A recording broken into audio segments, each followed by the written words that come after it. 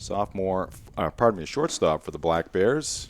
Jake, a freshman, hails from Baltimore, Maryland, went to Bridgeton Academy, and he is out on strikes. So 2 up, 2 down for Michael Bachicha. Bachicha, a new name to this program. There are certainly plenty of new names, Tyler. Yeah, and Bachicha, talking with Coach Durbo before the game, a guy that slots right into that weekend rotation alongside Nick Sinicola. Came in here from Stetson University, transferred in among, I think there were 7 or 8 transfers announced by Coach Durbo on the social media, but an instant impact arm for sure. Out of Windermere, Florida, as you mentioned, Stetson University, transferring here to the University of Maine, officially a sophomore. The right-hander stands at 6 feet 4 inches tall. 0-2 on the number 3 batter for the Gray team. Another transfer, Sean Lawler, is playing at first base for the Gray squad in this one. Sean, a senior, 6'3", out of Boca Raton, Florida. Bats left, throws right. Takes the ball, and the count is 1-2. And Lawler on the other side of things, an instant impact bat for Durba's team, 2019 Futures League MVP.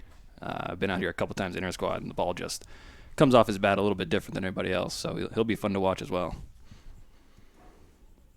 6'3", 205-pounder. Played at Flagler University.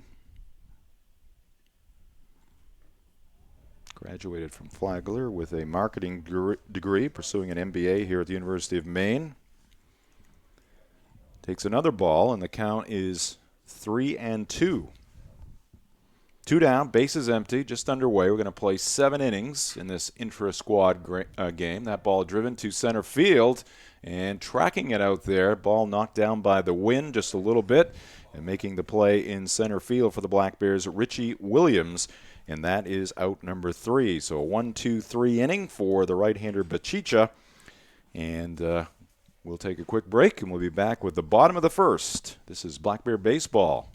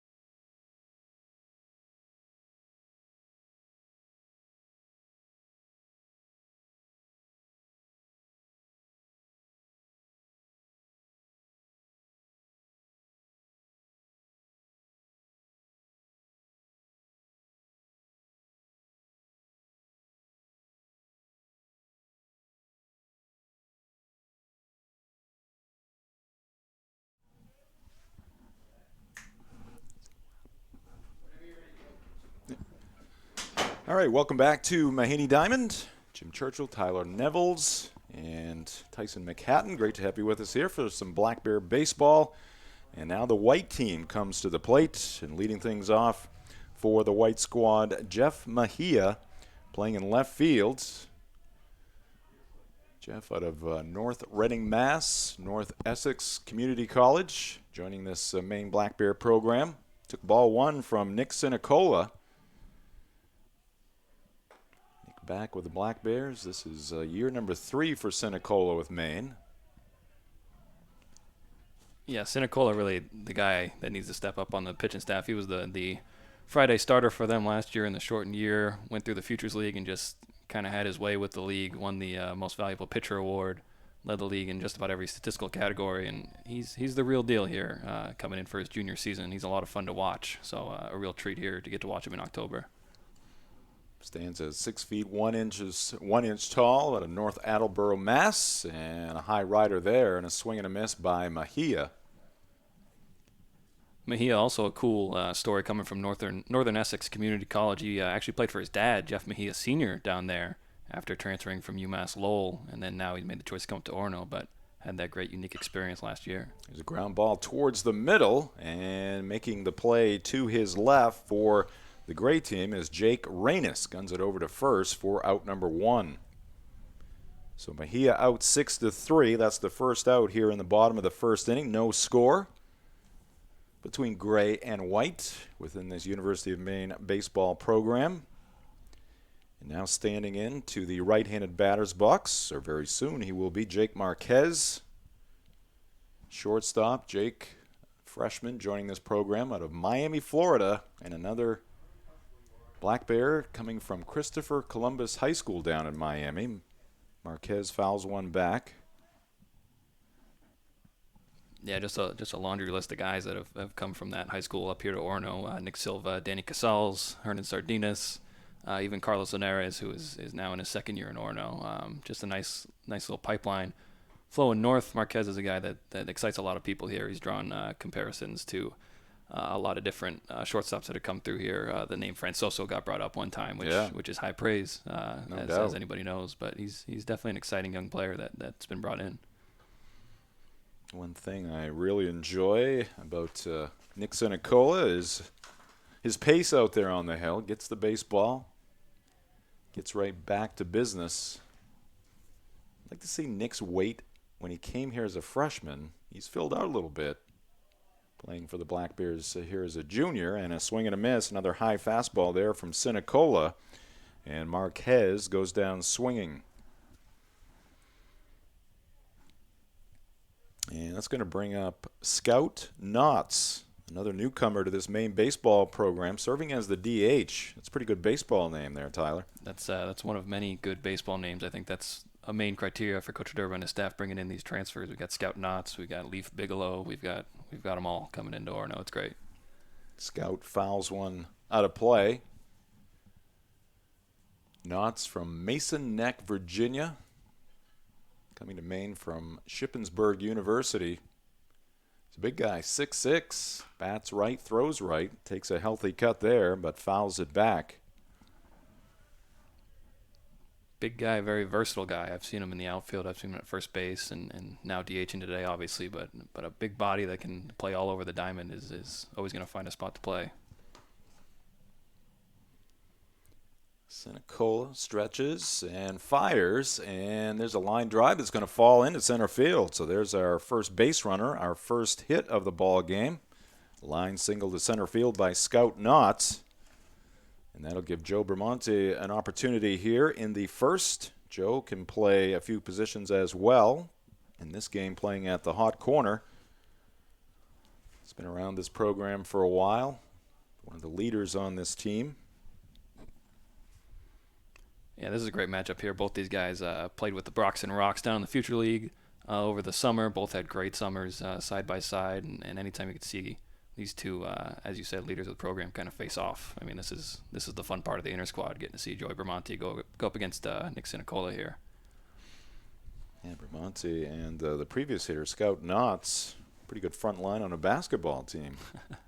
Get Coach Barron on the phone. Definitely the tallest 3-4 hitters in this game. Tallest combo. Ball 1 to Joe, and that would appear to be a slider in for a strike. Scout Knotts, the runner at first. Bramante at the plate. Count of 1-1. Bottom of the first inning.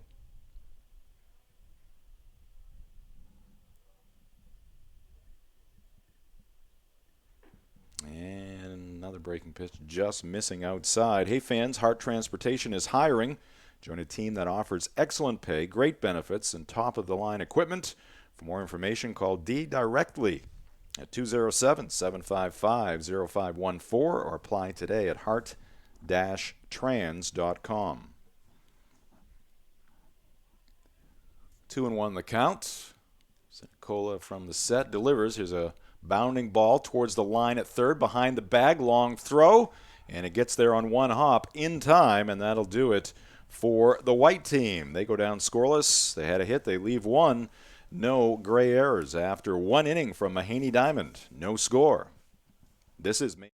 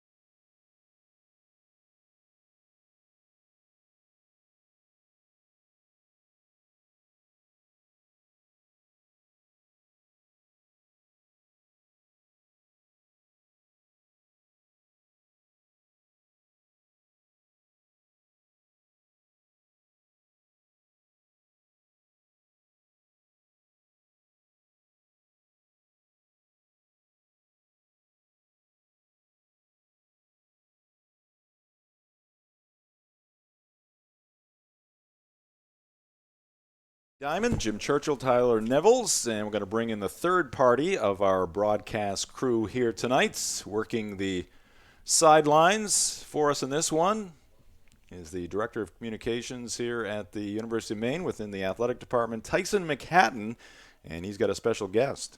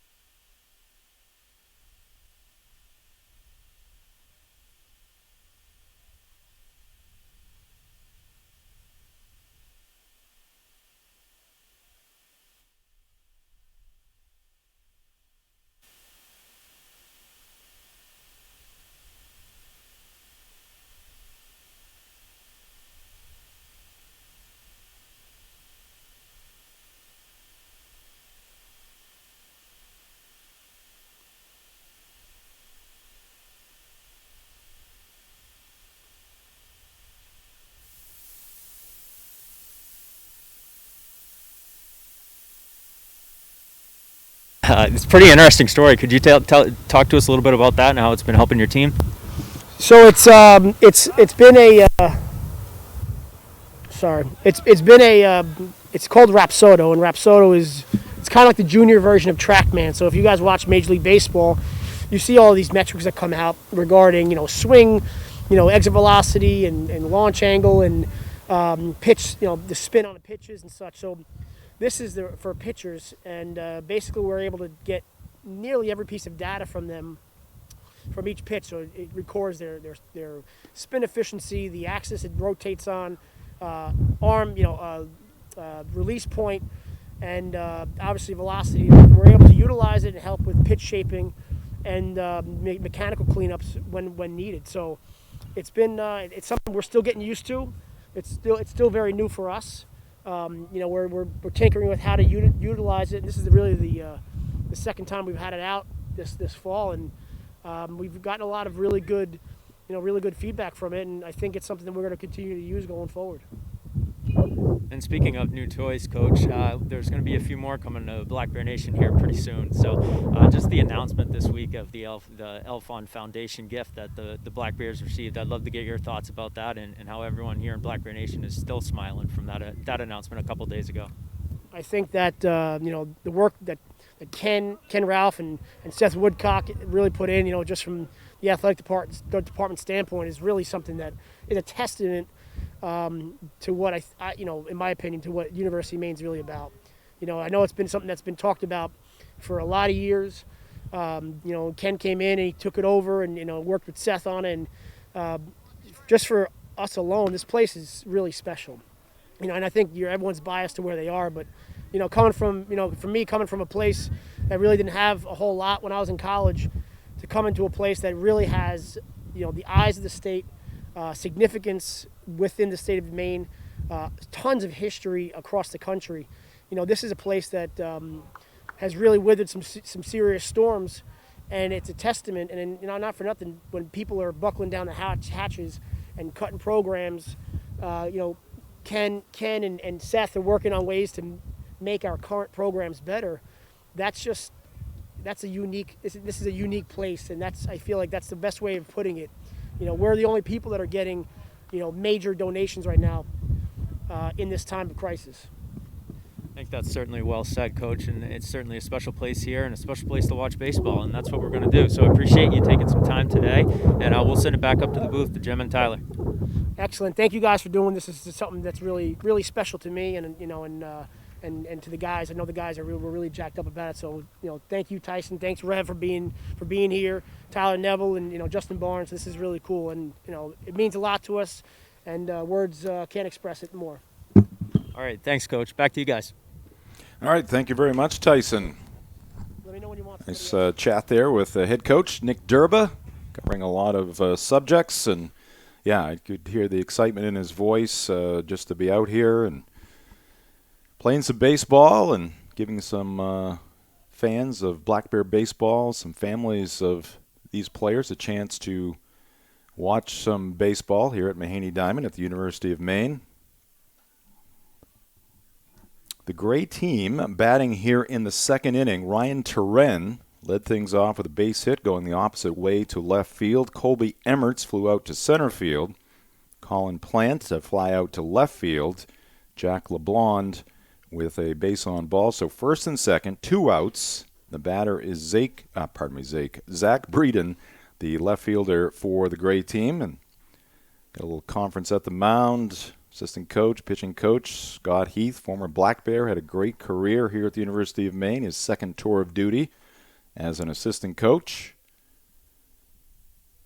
Michael Bachicha still out there for the white team. Connor Caverly is his battery mate.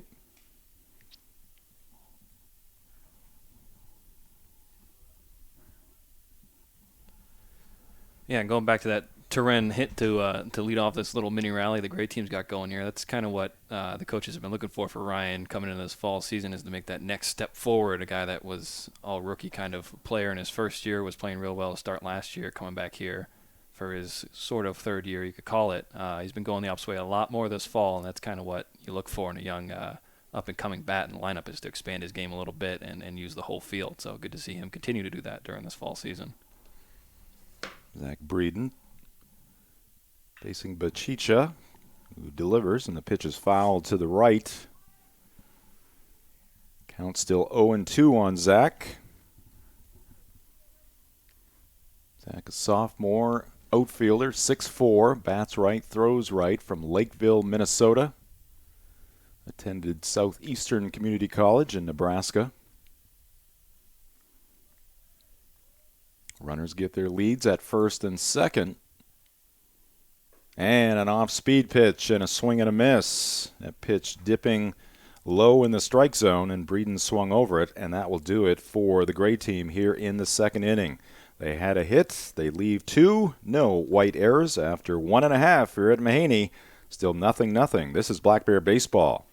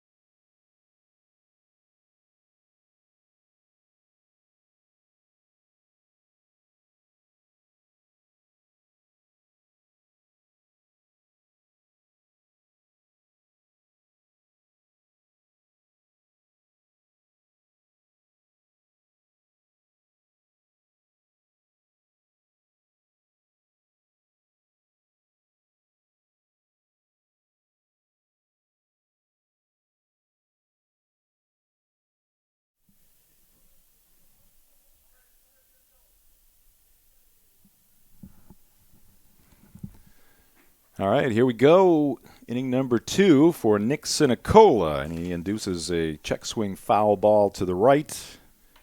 Leading things off here for the white team is Richie Neville, center fielder in this Black Bear program, right-handed batter. Here's the 0-1 pitch from Sinicola, and that's in there for strike 2. Sinicola giving up a base hit to Scout Knox in the first. 0-0 as we play here in the second inning.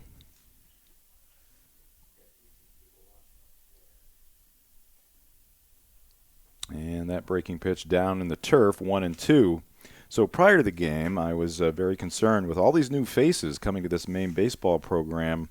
I was very concerned about pronunciations before every game when you're looking at the opposition. After you've learned everybody on the home team, you kind of focus on the opposition. But I really should have been focused on my broadcast partner. I put an S on his name, which I knew was wrong earlier. I was going to correct that, but during the break, he told me that his mom had checked in, and even without the S, I've been pronouncing your name wrong for at least a year and a half, Tyler. It's a tough one, and growing up in a military family, I think, kind of was instilled in me that, hey, if people call you Neville, that's quite all right. It's not worth the argument. Mm-hmm. This happened at University of Maine. Tyson McCatton is my boss, and luckily enough, and he was saying it incorrectly for a while, and then he heard it. A friend of mine referenced me on a broadcast, and I got a text from him pretty shocked. So this is not a unique occurrence. Yeah. This happens, and I usually just roll with it because, hey, Neville, I know who you're talking to. Yeah, that's all right. So it's Tyler Neville. Yeah. We had to get a podcast open for the Black Bear Voices podcast I host, and that took 3 or 4 tries to get the voice talent to get that one nailed down. So don't feel too bad about it. I like it. I like the twist on that spelling. 1-2. Sinicola with 2 strikeouts already. Misses high and wide there with a fastball. Connor Goodman is the batter, playing at second base for the white team. Connor, sophomore infielder, 5'10", bats right, throws right from Miami Beach, Florida. And he drives one to right center field, but ranging over to his left for the gray team to make the play is the center fielder, and that is Colin Plant. Yeah, going back to Goodman for just a second, played in the South Florida Collegiate League over the summer. Him as well had a good summer. Went from 186 last year in the league. He batted 363 this summer. So Connor, a guy that's making great strides, looking to be in the conversation for the starting second base role on this team, but another exciting young spot in this program.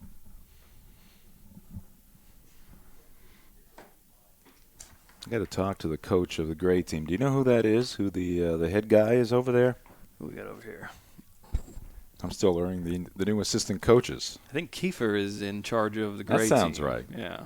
So I started looking for an 8 on my my lineup sheet here, but he's got the 3B, the CF, the 1B, the SS. Well, that's why he's the assistant coach, I guess. Yeah, he'll get there. He'll get there. All right, 2 outs.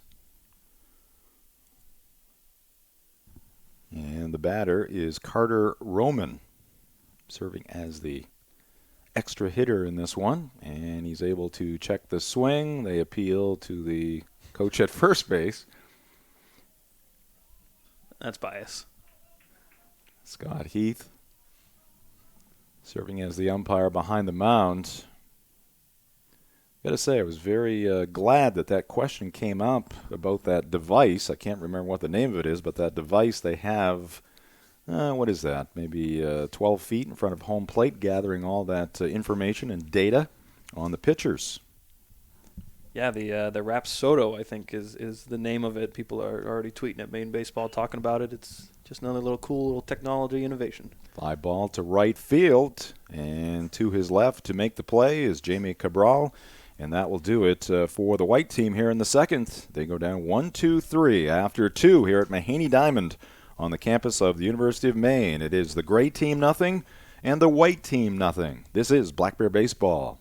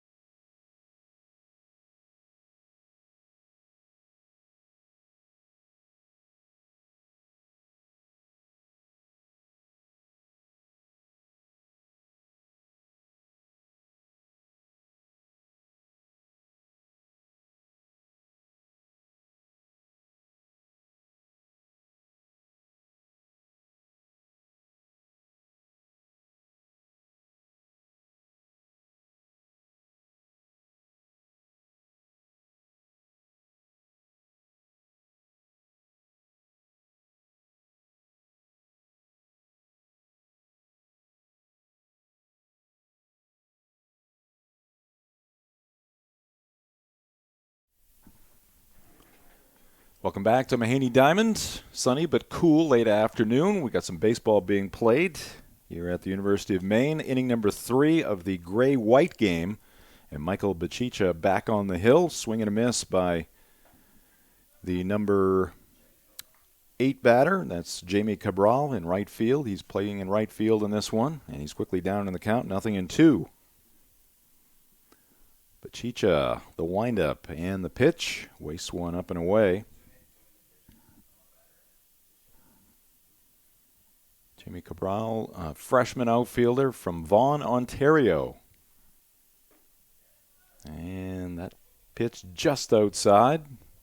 Bachicha wanted it, didn't get it from Scott Heath.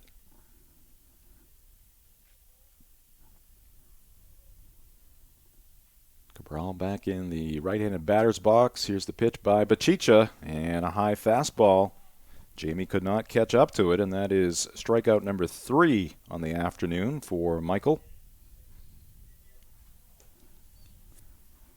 And you love to see that from Bachicha. Got in a little bit of trouble there in the last inning with a couple of base runners. Comes right out in his next inning of work and sets down the leadoff batter on strikes. That's veteran poise right there from Bachicha. Just 2 hits in the game so far, and a half swing for strike 1 from Brogan Searle Belanger, serving as the extra hitter for the gray team. Bachicha working quickly, and that pitch is fouled to the right out of play, and the count is now 0-2. Brogan, a junior outfielder, 5'10", bats right, throws right, from Saco, Maine, Thornton Academy. And here's a bounder left side, but that's going to be a foul ball.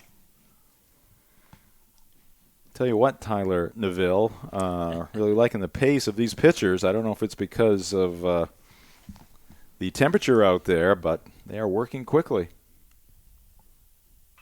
And I wonder, as someone that saw him play, do you think that's kind of a Scott Heath influence on these pitchers? Was that the kind of guy he was on the mound? Yeah, definitely, yeah. There's no messing around with Scott. Either at the plate or on the mound. Again, had an outstanding career here at the University of Maine, and I think it's also part of the philosophy of Nick Durba as well, the head coach, who was a catcher for 6 years in the St. Louis Cardinals system. He had an outstanding career at Manhattan. I've had many conversations with Nick over the years, and I know working quickly and having a nice pace out there on the hill is certainly a priority for him as well. Now Brogan hanging tough at the plate, fouling some tough pitches off. Bachicha back to work, and here's a high fly ball to right. We got some ducks flying over Mahaney, and a nice running catch down that right field line in foul territory by Alex McKenney. Out of Hamden Academy, Alex playing some outfield. He's shown some prowess at the plate and makes a nice running catch there. Alex, a big fella. Moved quick on his feet over there. Looked pretty good in the outfield so far. Trying to expand his game a little bit, get his bat in the lineup more consistently. That was a nice play. That's a long way to run over there. A lot of foul territory. Today's game brought to you in part by UniFirst, proud supplier of uniforms to the University of Maine and businesses throughout the state for over 50 years. Ball 1 to the leadoff batter, Quinn McDaniel. He flew out to McKenney to lead off the ball game. That pitch just missing.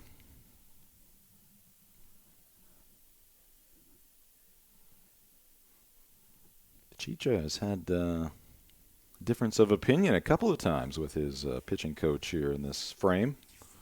Gets the call there. 2 balls and a strike to Quinn McDaniel. McDaniel, a Marshwood product, the catcher right there on his hip. Caverly, also a Marshwood product. A couple of Southern Maine kids up here in Orono. 2-1 pitch, wide of the zone. 3-1 delivery, and that one is in at the letters, so the count is full. Just 2 hits in the ball game, 1 for each side. Scout Knotts singled in the first, and Ryan Terren with a base hit to left field in the second for the gray team. And good rip there by McDaniel. Fouls it straight back. Count still full.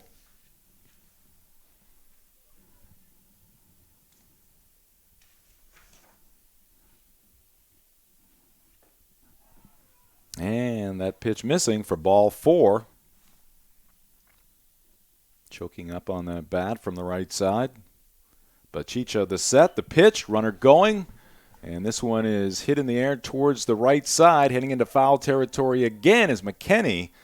But that wind taking that baseball out of play Don't have the flag here today. I'm trying to look at some of the trees we have around Mahaney Diamond, but it would appear to be blowing from left to right, which is a common occurrence in the spring as well, until the temperatures warm up a little bit, and then the ball travels a little better here at Mahaney Diamond.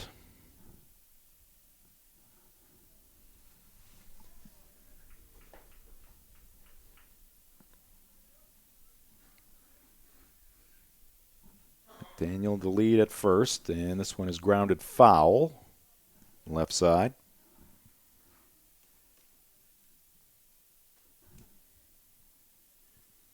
Joe Stella, the first baseman, holding McDaniel.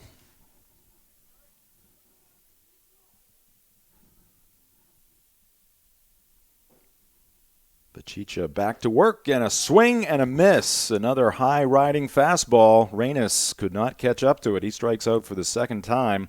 2 strikeouts in the inning for Michael Bachicha, and a base runner left on with a walk to McDaniel. But after 2.5 innings, still scoreless here at Mahaney Diamond between the gray team and the white team. Intra-squad game.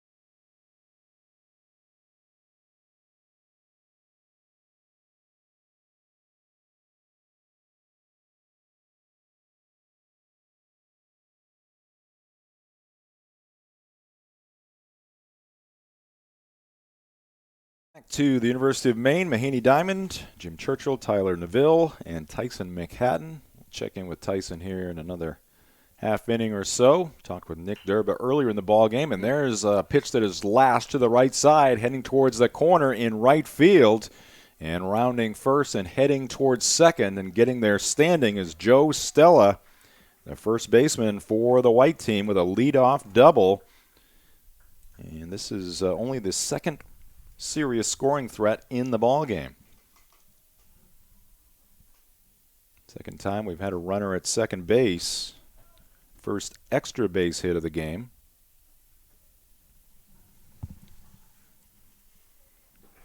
First pitch swinging was Joe Stella facing Nick Sinicola, who's still out there for the gray team in this intra-squad matchup. I was prepared, Tyler, for the blue-white game. Yeah, that's how we advertised it. I was throwing a curveball. Sure. I was throwing a breaking pitch because we had the gray-white game. Well, I guess you really can't have it all. So we'll take the gray-white game. I'm greedy. Yeah. Color coordination is just a bit too much to ask. I believe that first pitch to the next batter was a ball. Alex McKinney, the right fielder, standing in. Batting in the number 9 spot. Deep crouch from the right side. Former Bronco from Hamden Academy. Bounds one to the left side into the hole and across the body to the first baseman, the shortstop, Jake Reynes, with a nice-looking play right there. Great play by Reynes there, going to his arm side, throwing across his body, making the throw right on the money over there to Sean Lawler. Great job by Nick Sinicola getting right back in there, pounding the zone, getting a quick out after giving up the leadoff double. Stella has to remain at second base. Back to the top of the lineup.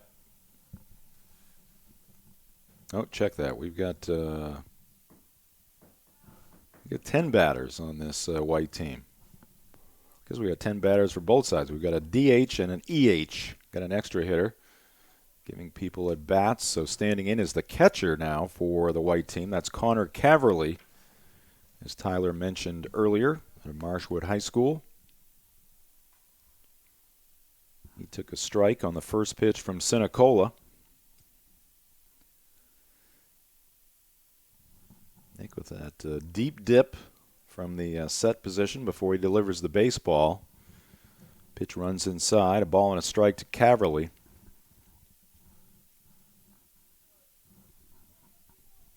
Shadows creeping across the diamond.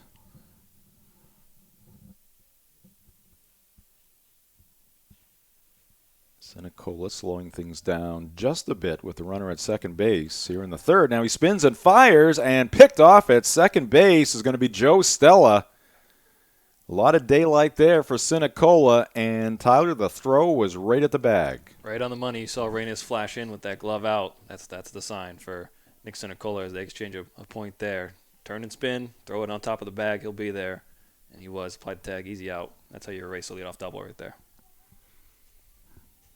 Pickoff play at second base results in out number 2. Sinicola back to the windup. His 1-1 pitch, and that finds the strike zone. 1 ball and 2 strikes. Sinicola deals, and that pitch is in at the letters, called strike 3. And for Nick Sinicola, that is his 3rd strikeout of the day, and that'll do it for the gray team.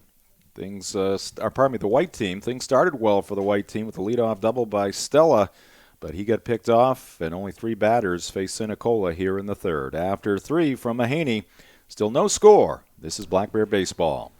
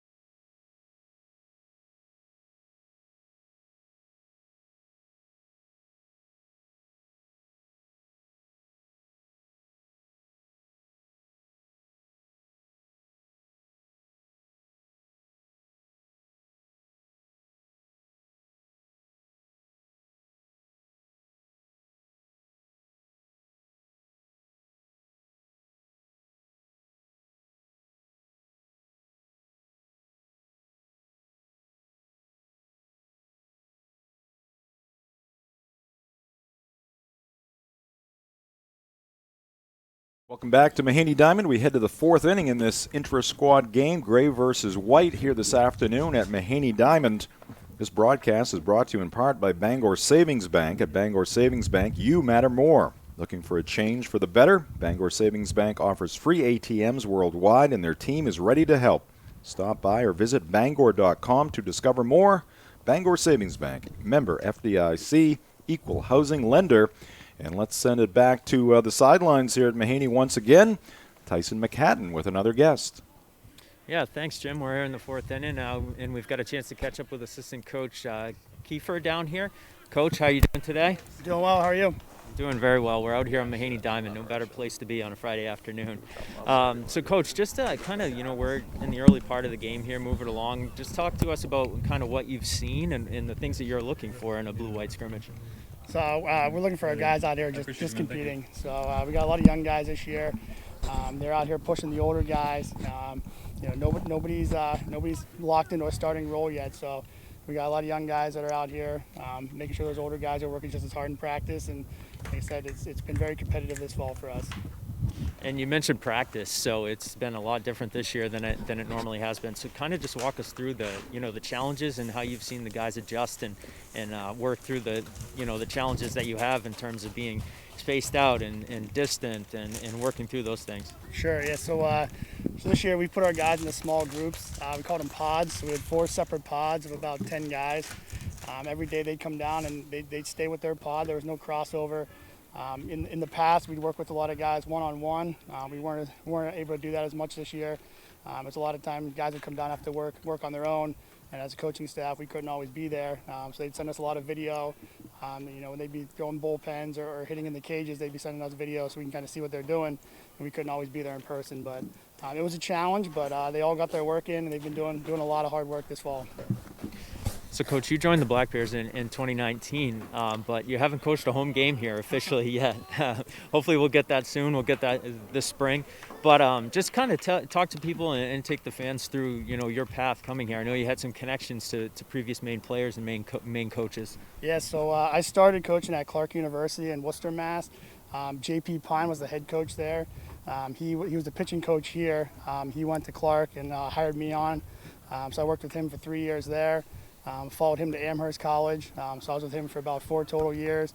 I was down the Cape with John Schiffner, another assistant here. So I did 2 summers with Schiff down the Cape. That was awesome, great experience.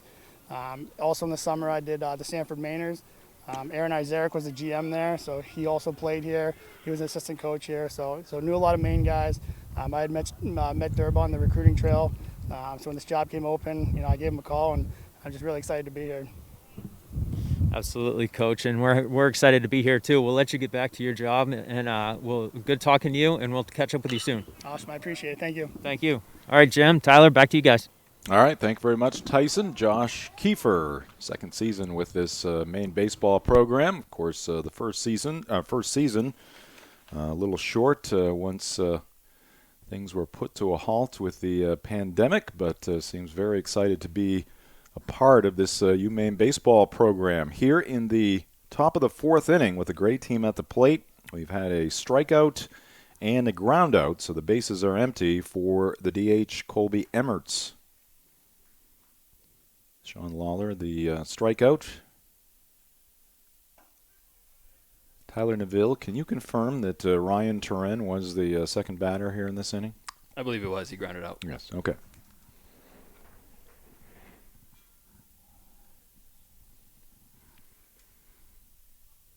And now backing off the mound, still out there for the white team. He's pitched well, Michael Bachicha. The right-hander winds, deals, goes off speed, but the pitch dips low. Colby Emmerts, the DH in this one for the gray team. He flew out to center field back in the 2nd inning.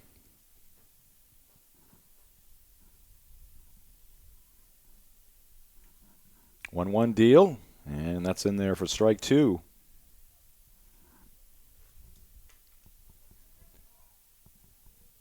Just one hit for the gray team against Bachicha. He has walked 2. The right-hander now with 5 strikeouts. Here's a bounder towards second, charging hard and throwing to first base. Nice play there by Connor Goodman. And that'll do it for the gray team in the 4th. They go down 1-2-3. Halfway through this 7-inning ball game, still scoreless at Mahaney. This is Black Bear Baseball.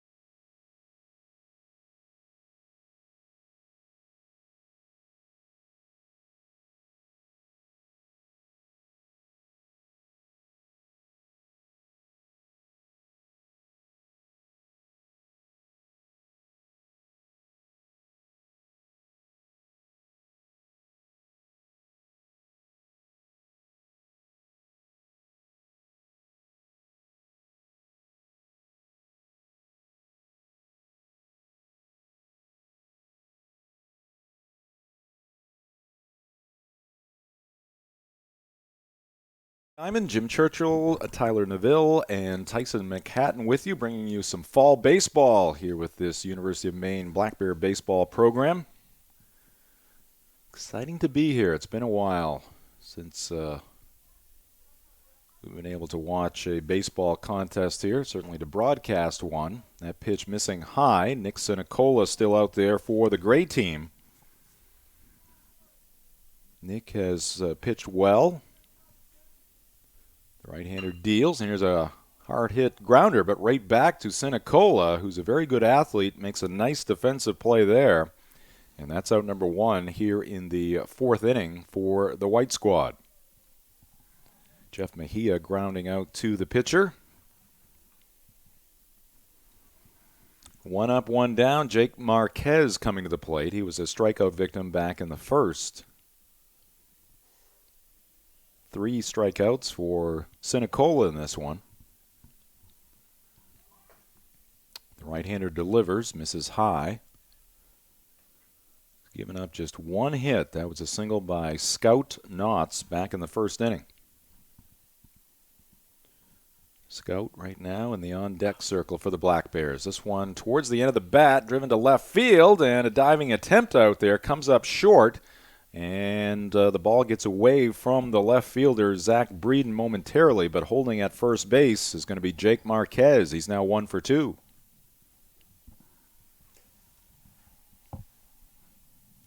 Yeah, strange attempt out there by Zach. I think he started to think about diving, then had better thoughts, and then kind of pulled off a half dive, but still managed to hold the base runner to just a single there. So not a bad job at all out there by Mr. Breeden. 1 on, 1 out. Knotts to the plate. Big right-handed batter awaits the pitch. And I think we had a foul ball. I think I got the end of the bat, the knob end of the bat, as it went breezing past Knotts at the plate. So that'll be strike 1.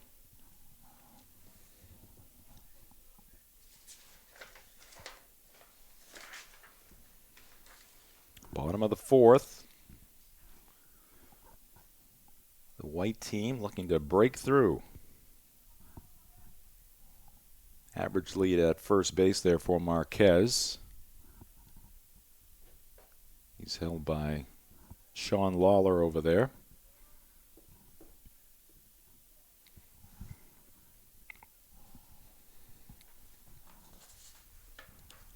Try to check in with the white team starter, Michael Bachicha. His work appears to be done here today, and Tyson will track him down very shortly. 1 ball and 2 strikes now to the batter.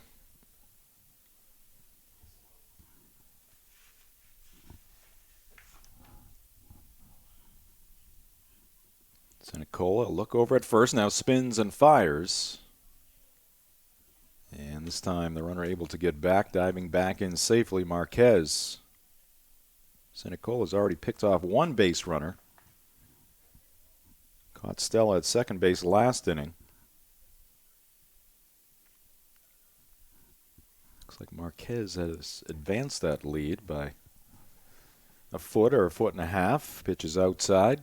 2 balls and 2 strikes to the number 3 batter in this white lineup.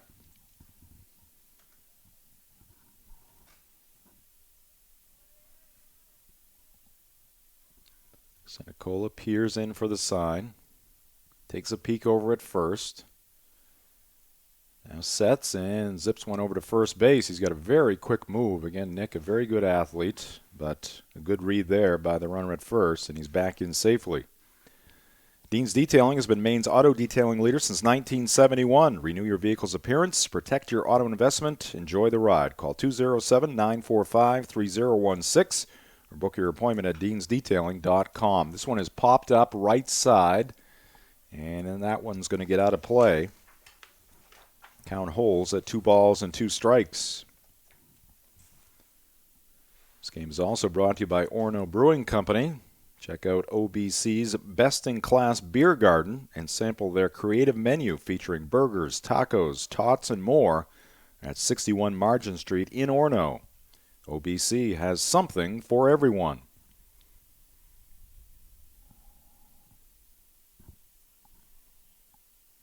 2-2 again.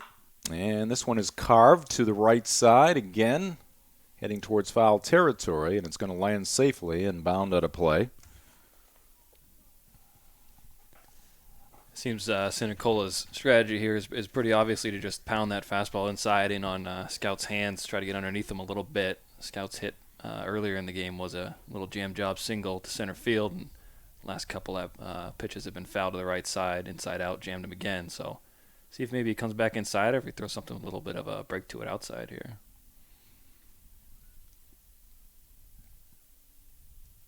Here's the pitch, and a wave and a miss. And this time Knotts is retired. He goes down swinging. Scout 1 for 2. Another strikeout for Sinicola. He's had 1 in every inning. So 4 now for Nick. Runner is still at first base. Now 2 outs, and the cleanup batter, Joe Bramante, coming to the plate. Joe grounded out to his counterpart at third base for the Gray team, Jack LeBlond.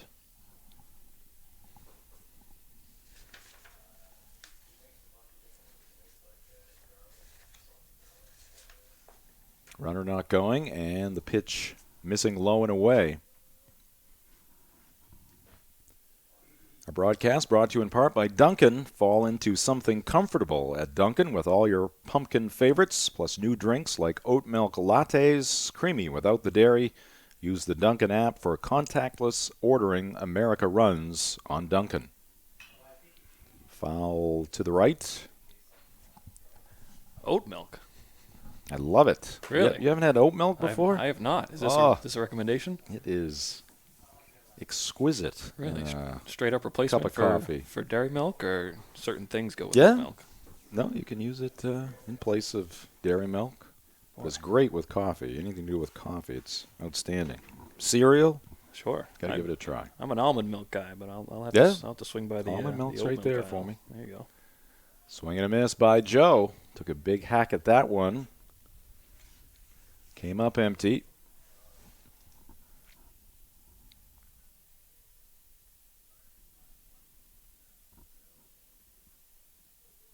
Certainly exciting news for the University of Maine system and for this University of Maine athletic department. The announcement coming a couple of days ago that the Alphon Foundation would be gifting the athletic program here at the University of Maine $90 million. And I was really surprised. Again, that is a very large number, but it stands out all time as far as gifts go to athletic programs, and the bigger gift of $240 million to the UMaine system.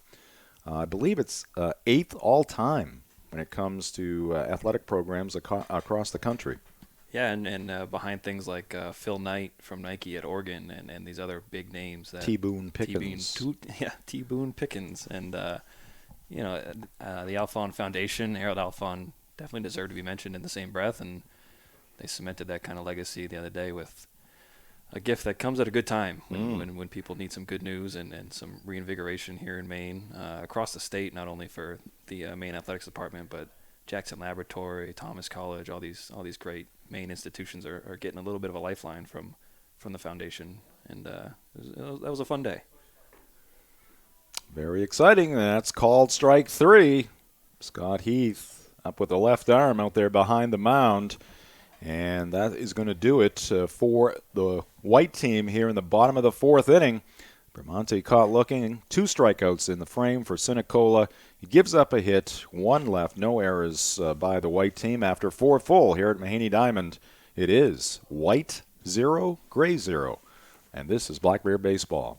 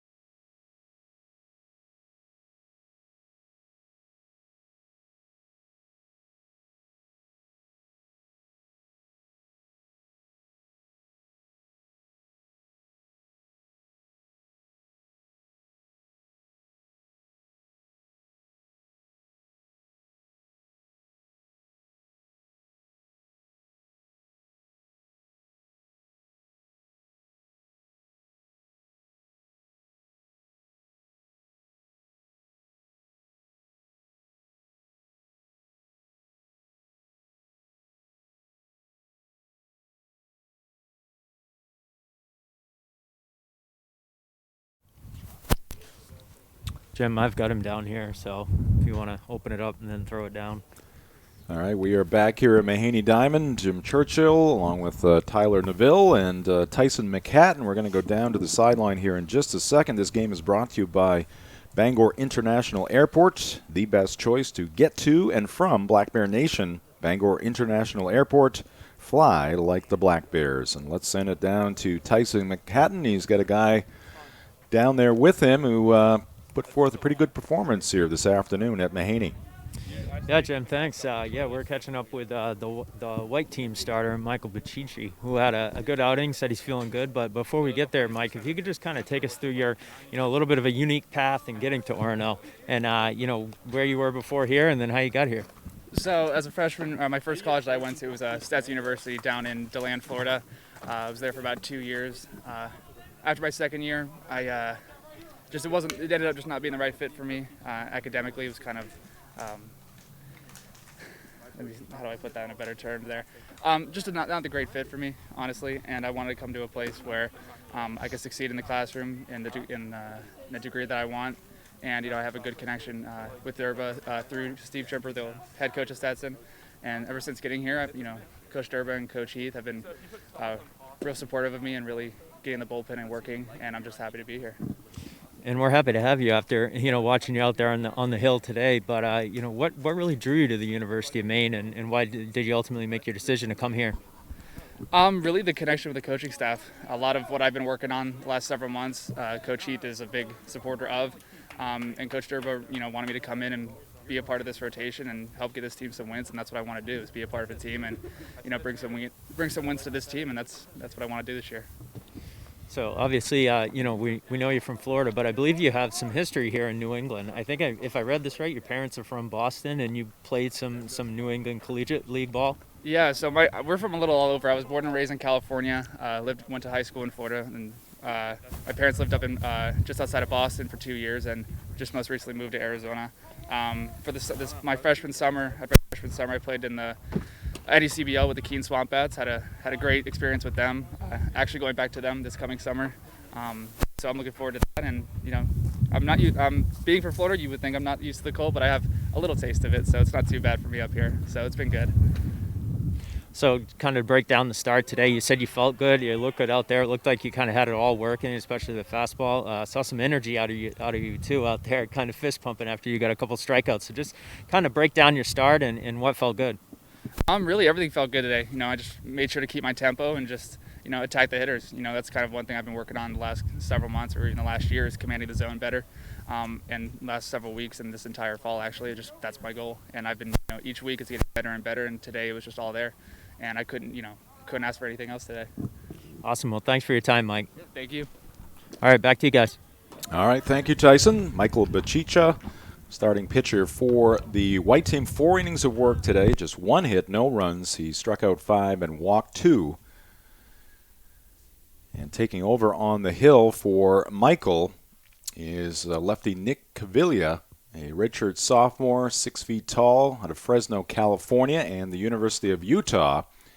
So Caviglia walked the first batter here in the 5th inning, Colin Plant. Colin promptly stole second base, but now Jack LeBlond goes down swinging for out number 1. So runner in scoring position, 1 out for the gray team. And coming to the plate is the left fielder, Zach Breeden.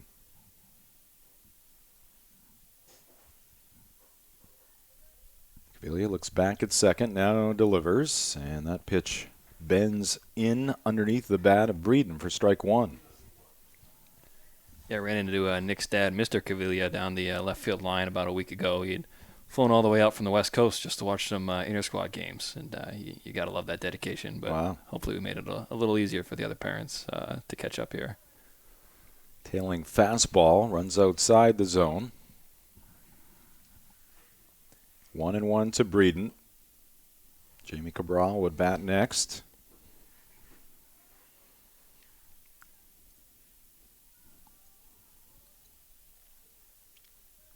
Caviglia deals, and another good breaking pitch. Working in on the right-handed batter and dipping underneath that bat once again for strike 2. Gavilia, another guy that comes from a pretty highly touted program, comes from the University of Utah. Chicha comes from Stetson, a couple of arms coming from high places, Pac-12. Here's a ground ball to short. And the throw to first, a little high, but it's pulled down by the new first baseman, Carter Roman. Shortstop Jake Marquez making the play for the second out, and holding at second base is Plant. Nick, freshman year 2 years ago with the Utes, threw 18.1 innings as a freshman, logged 15 strikeouts. Redshirted last year, but a guy that's been there, it's been in the spotlight, and most importantly for this Maine baseball team, throws with his left hand. Yes, they do come in handy. Pitch foul to the right out of play. Jamie Cabral, the right fielder, standing in. He struck out swinging back in the third for the Gray team. If you're buying or selling a home, call the official home team of the Black Bears. That's Berkshire Hathaway, Northeast Real Estate, the Emily Ellis team, and CMG Financial. These all-stars have you covered for all of your real estate needs, and they make a donation to the Alphon Fund with every sale. Time called. Catcher Caverly out to the hill to talk things over with his battery mates. Pitching coach Scott Heath right there, doing double duty, doing a little coaching and umpiring here.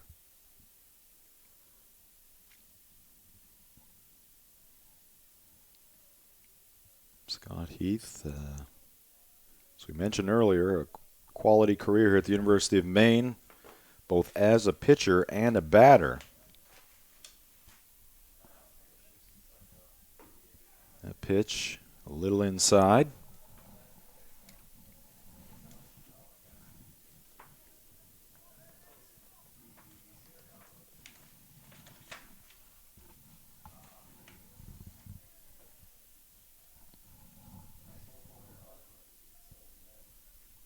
One deal, and that misses low and away.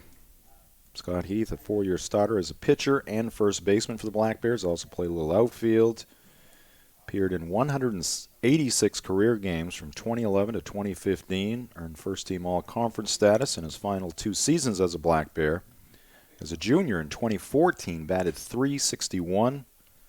Was named to the All-New England first team. Overall, posted a career .311 batting average with well over 200 career hits. Yeah, I love Scott's resume. He took home the All-Conference for the DH and first base spots in 14. Next year they invented the new utility slot in the All-Conference selection for him, and he went ahead and took that home as the first utility All-Conference player in the America East. Just a straight-up baseball guy that could do it all from what I can see. Lucky to have him here coaching. Yeah, no doubt about it. Good guy to have around out of Westbrook, Maine, so he's near the University of Maine and the state of Maine, very near and dear to his heart, and he's got the passion for the game and the passion for this baseball program. Pitch was in the turf off the catcher to the right of home plate, and scooting over to third base is Plant. And there is called strike 3. So Cabral caught looking, and that's going to do it for the Gray team here in the 5th. Got the leadoff walk, the stolen base. Plant ended up at third base on the wild pitch, but they could not score, calling from third, and that will do it for the Gray team here in the 5th. After 4.5, still 0-0. This is UMaine baseball.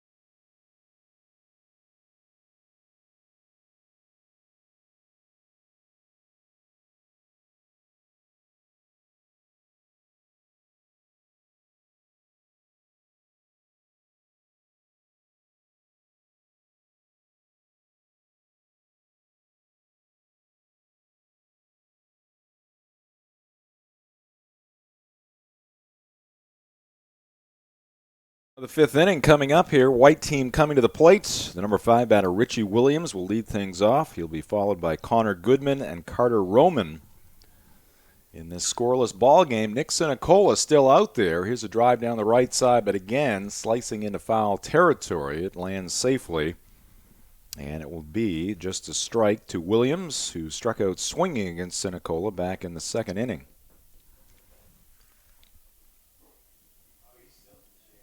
Nick so far has given up 2 hits, a single to Scout Knotts in the first, a single to Jake Marquez in the fourth.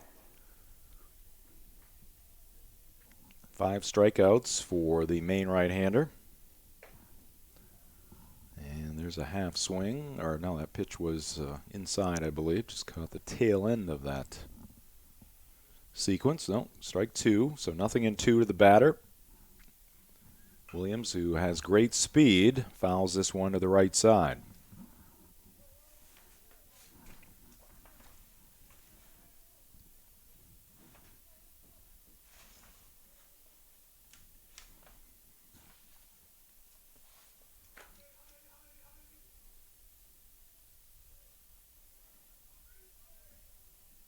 So now Cola kicks, fires, and that pitch is low.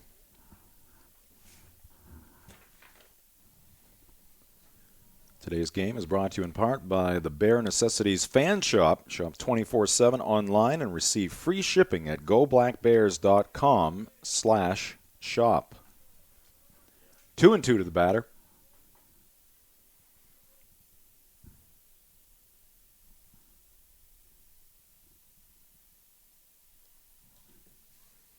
Mentioned earlier the $90 million gift from the Alphon Foundation. That is a capital gift, so it's going to be plowed into facilities.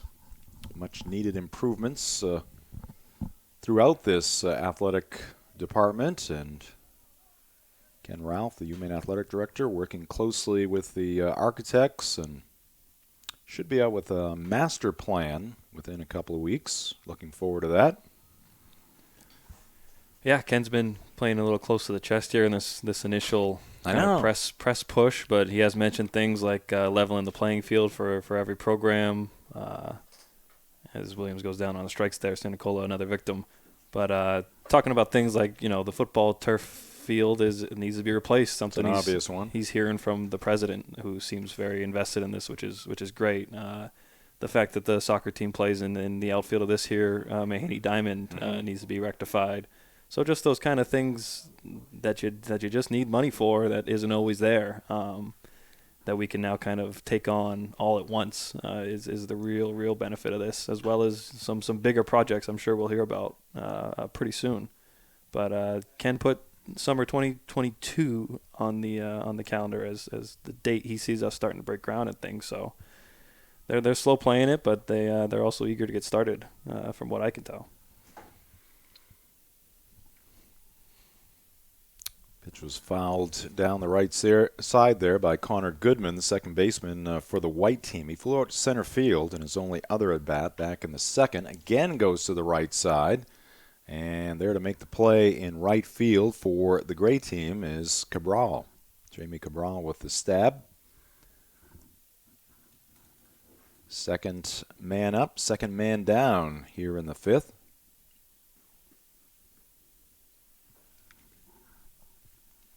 It's going to bring up Carter Roman.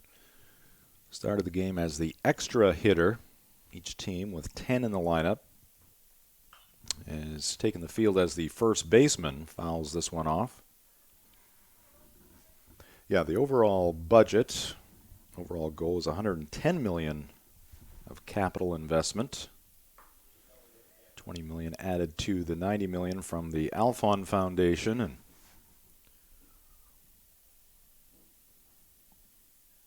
certainly some priorities, some obvious things like the field turf at Alphon Stadium, Morse Field. Another foul ball off the bat of Roman. I'd just like to go on record right now and request a new polo for work. If that could kick around in the budget at all, that would be swell. Just want to put that out there to any listeners. Ken Ralph, maybe. I don't know if that fits into the capital investment part of it, but we'll see. Tyler Neville, you with a fancy name, we'll get you a polo. I'll buy you a polo, for goodness sakes, if you need one that badly. This is going well. All right, that's going to do it for the white team here in the fifth. They go down in order. 2 more strikeouts for Nick Sinicola. His work may be done. A fine effort by him. And we have pitchers definitely a little bit ahead of the batters in this one. No score, and we'll head to the 6th inning. After this timeout, this is Black Bear Baseball.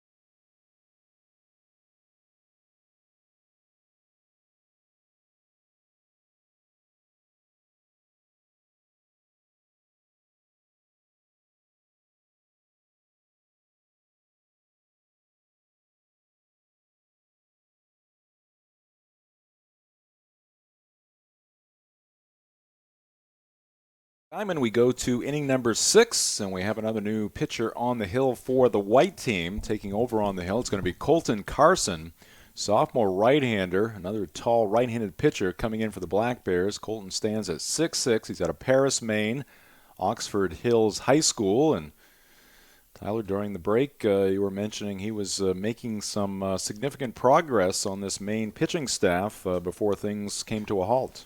Yeah, as a true freshman, he was working way into that third starter role, which they were still trying to figure out when the world turned upside down last spring. But a kid that has some expectations on him. He's tall. He has great poise, upper 80s fastball. With all young guys, it's just about seeing him out there and seeing how he reacts to the sped-up pace of college baseball. It's official. Maine Athletics has entered the world of podcasts. Black Bear Voices is an all-new podcast series featuring behind-the-scenes news and interviews from Black Bear Nation. Subscribe to Black Bear Voices. It's presented by Bangor Savings Bank, wherever you stream your podcasts, and download the latest episodes today. I hear good things about that podcast. You can only hope to contain this UMaine athletic department these days. They are on fire. And fuego, as Dan Patrick used to say. Probably still does. All right, great team coming to the plate here in the 6th inning. Brogan Cyril Belanger will lead things off. He's the number 10 batter, again, in this intra-squad game. He'll be followed by Quinn McDaniel and then Jake Reynes for the gray team. First pitch was a strike, and got another new pitcher into the ball game. As I mentioned, Colton Carson, Oxford Hills High School, and made a name for himself at the high school level, coming to this program with much anticipation. And that pitch is popped up foul right side. That's going to be out of play. Yeah, there's always just something a little bit special about a kid deciding to stay here in Maine and play for his hometown school. We've seen it, especially recently, guys like Justin Courtney, Cody Larson, even Pushard, Kemmel, and McKenney on this current team. This one is lined to right, and a nice running catch out there by Richie Williams. Got a good jump on that line drive off the bat of Brogan, who has flown out twice now. Leadoff man retired here in the 6th inning.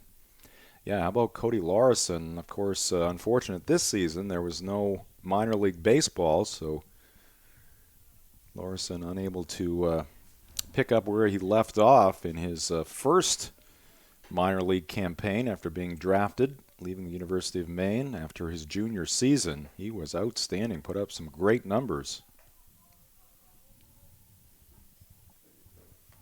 Pitch runs inside here on McDaniel. Quinn 0 for 1 officially, walked his last trip in the third. Bats here in the sixth with 1 out and the base is empty.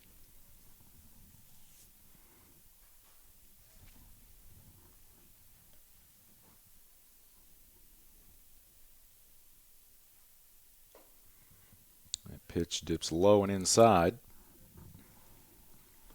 2-1 to the batter. Our broadcast today brought to you in part by ClearPoint Capital, the official financial advisor sponsor of the Maine Black Bears. This one is fouled to the right, out of play. Evens the count at 2 balls and 2 strikes.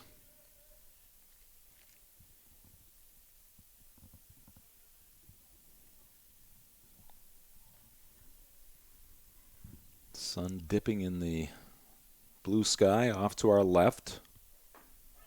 And there's a called strike 3. So Colton Carson with his first strikeout catches McDaniel looking.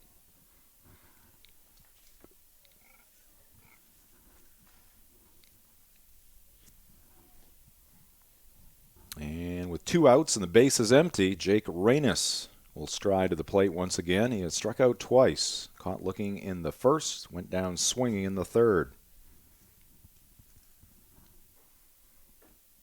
And a half-hearted swing there. He went around. Strike 1. Hey, nobody likes to be sidelined due to injury, but face it, things happen. When it comes to selecting a provider to take care of that injury, you always have a choice. Stay in the game with Down East Orthopedic Associates, the official orthopedic provider of the Maine Black Bears. A 1 pitch misses to Reynes.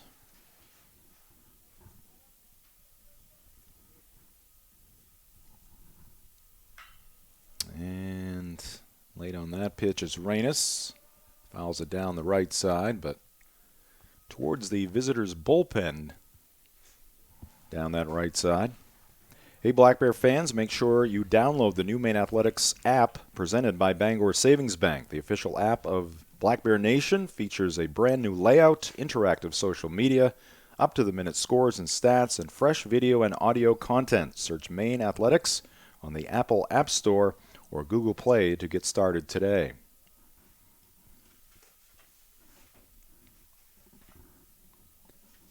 Reynes, another guy from Bridgeton Academy out in western Maine, played for Coach Aaron Izarek, which I probably pronounced wrong, but Izarek, Maine alumni. As your name has been mispronounced for years, Tyler. Yeah, I get one. I get one. As Colton Carson cuts me off there with another nice pitch up and in. Yeah, strong inning for Colton. He sets down the gray team 1-2-3, and he strikes out 2 batters after 5 1/2 innings. Still scoreless. It is the gray team 0, the white team 0, and this is UMaine baseball.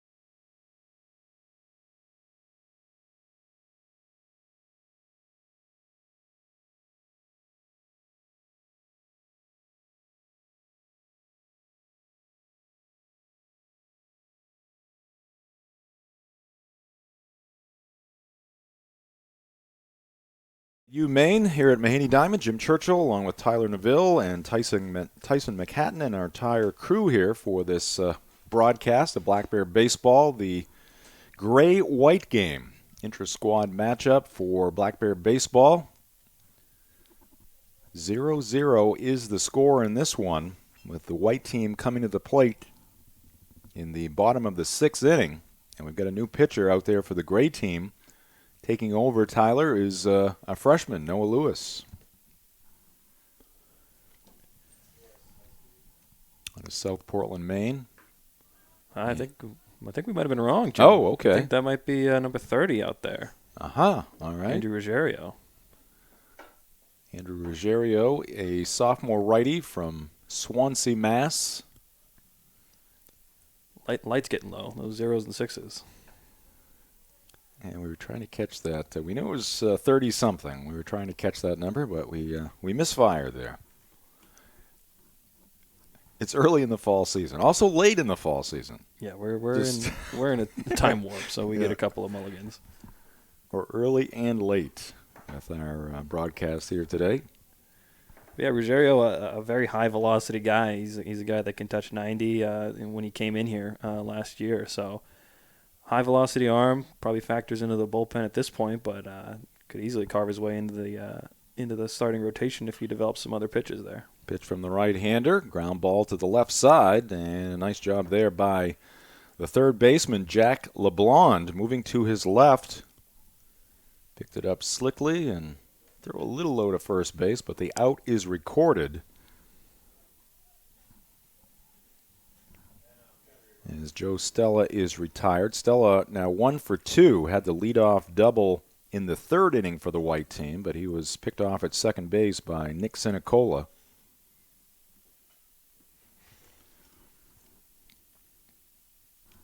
We'll get you Nick's numbers and his 5 innings of work here momentarily. Alex McKenney trying to golf that pitch down and in. Alex grounded out to shortstop in the third inning. Many moons ago, me and Alex McKenney played on the same American Legion team for a summer. Really? The Motor City team over in played our home games over at Husson. Yeah. It was quite a nice little reunion when I got back here last September, took this job. He recognized me before I recognized him, which was a bad faux pas on my part, but he nice to see him kind of making an impact here. Hit a couple home runs last spring. Big fella, big power bat. Love to watch him play. And it's going to go down swinging here. So the first 2 retired by Ruggiero.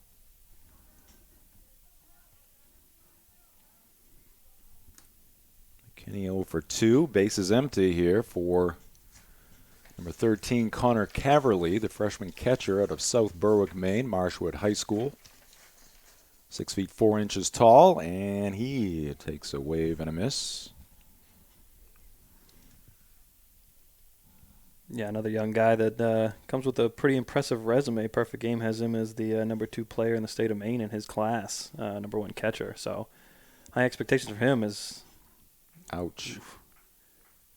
So I think that's Ryan Turen's going to need a minute. Yep, Ryan is down, and he took one of those, I believe. We'll just leave it at that. Foul ball off the turf, and Ben Randall, the UMaine trainer, out to check on him. Nick Durba, who can certainly relate, being a former catcher himself. Now Ryan on his back, and let's just say he's trying to regroup. The tools of ignorance, I think. This is part of the reason they've been dubbed that.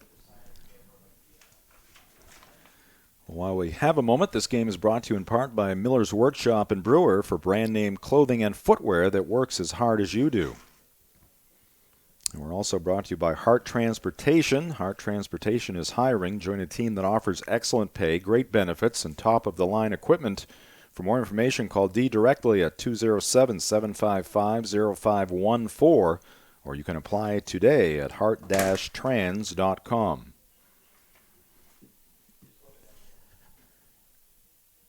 Jim, I'll put you on the spot a little bit here. We got a little bit of airtime. All right. Could you pick maybe your favorite Maine baseball memory that you've been a witness to?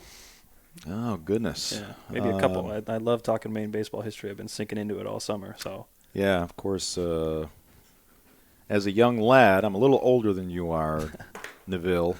But as a young lad, I experienced obviously a lot of the College World Series teams, and going through that era, that was very exciting. I guess As a broadcaster, I mean, getting to the regionals, Black Bears, let's see, and back in 2011, they picked up a regional win. Had a great opportunity. I guess probably the a very exciting time was back in 2005. The Black Bears, that was Paul Kostakopoulos' final year, and the Black Bears going to Oxford, Mississippi for the Oxford Regional, and it was just a tremendous atmosphere there. Right. And the fans adopted the Black Bears. When Maine played Ole Miss, Maine was the number 4 seed, Ole Miss was the number 1 seed, and the Black Bears lost that first game in very respectable fashion. I think the final was 5-1. And then, again, the place held 8,000 or 9,000 fans, and just a great atmosphere. They had berms in the outfield, and Maine played Southern Mississippi in the second game, and the Mississippi fans took to the Black Bears and rooted them on to I think it was a 12-2 victory. Wow. And then the Black Bears almost took down another great program, Oklahoma, losing by just 1 run in a high-scoring affair. I think it might have been 12-11 or 11-10. Had a chance to win it late, bases loaded, 1 out, but then Oklahoma got a double play, and that would end that. But a lot of fun and a lot of championship wins in 2005 and 2006 over at historic Centennial Field at the University of Vermont, which I miss very much, having the Catamounts in the America East Conference, but a couple of conference championships there from my what will be 21 years of broadcasting. Those things stand out right there. But the regionals, the atmosphere, and specifically that one in 2005 was just a ton of fun. So, all right. So the let's see, the white team went down there. 1, 2, 3. You got me distracted. Ryan Turin did recover, and the gray team got the final out there. Connor Caverly was retired, so they went down 1, 2, 3. So we have played 6 innings now, and still tied at 0-0. We'll take a very quick timeout, and we'll be back for the top of the 7th inning with the gray team coming to the plate.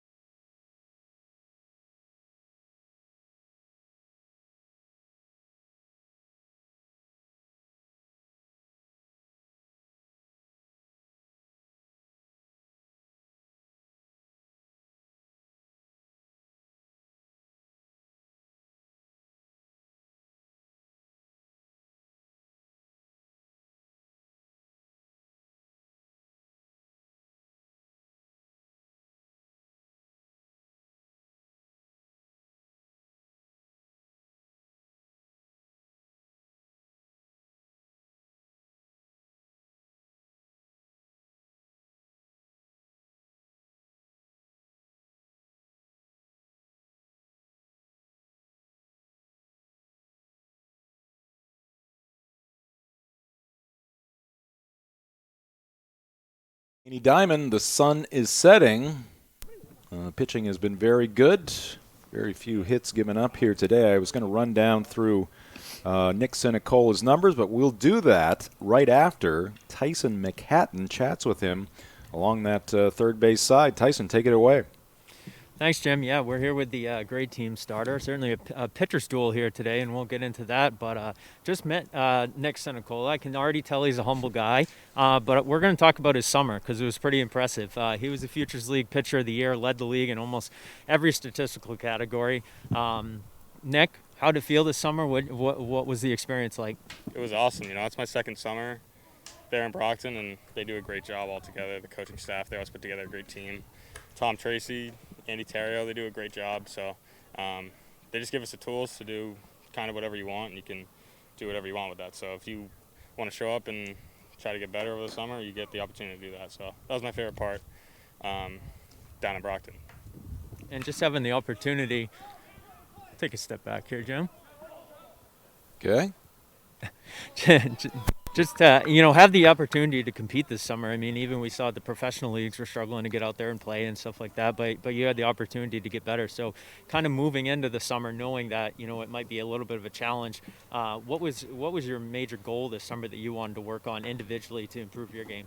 Yeah, I just wanted to focus on my command again. It was a great opportunity to get out there and play. Not a lot of people got the opportunity to do that, so I definitely want to take full advantage of that and definitely try to get better over those few months. Same thing now. We're one of the few teams who are playing right now, so definitely trying to capitalize on all those opportunities, just like everyone else on the team. So. Yeah, but before we came on, we were chatting off camera about how special it is just to be out here. One of the few schools, like you mentioned, that are actually out here competing. So, let's go through the last month or so and how it's been. It's been a challenge for you guys to do things, but you've adjusted as a team and your pods and whatnot. So, just what have the challenges been and how have you overcome them? I think the biggest thing is just getting to know everybody, because some of the guys on this white team I haven't even really gotten able to practice with up until this week. So getting to know everyone and trying to grow as a team has probably been the most difficult thing, and I think that we've done a good job trying to work around that and create an atmosphere that works for us. So we just have to keep fighting through, and things are starting to get better. We started practicing as a full team, and we've been playing on the weekend. So fast forward here to today. Before we came on camera, you said you felt good out there, a little tired, a little cold, but it looked like you had things working for you. Certainly, they had things working on the other side. So just break down your start. What was going well, and how'd you feel now? I felt like my command was really good. I think that both starters, me and Bachicha, both threw the ball well in the zone. And I think the only thing I got hurt on was a couple fastballs in the zone, and I can live with that if it's the only thing in the inning. I can live with that. It's kind of the price you pay for being aggressive, but if it's in the right situation, it doesn't really hurt you. So I think that both of us did a really good job. Ryan Turan caught a great game, so I had good defense behind me. So just staying aggressive in the zone was really what was working best for me the whole day. Well, congratulations again on the tremendous summer. I know we're really looking forward to seeing more of you up here in Orono. So thanks for joining us today. Thanks very much for having me. All right, Jim, Tyler, back to you guys.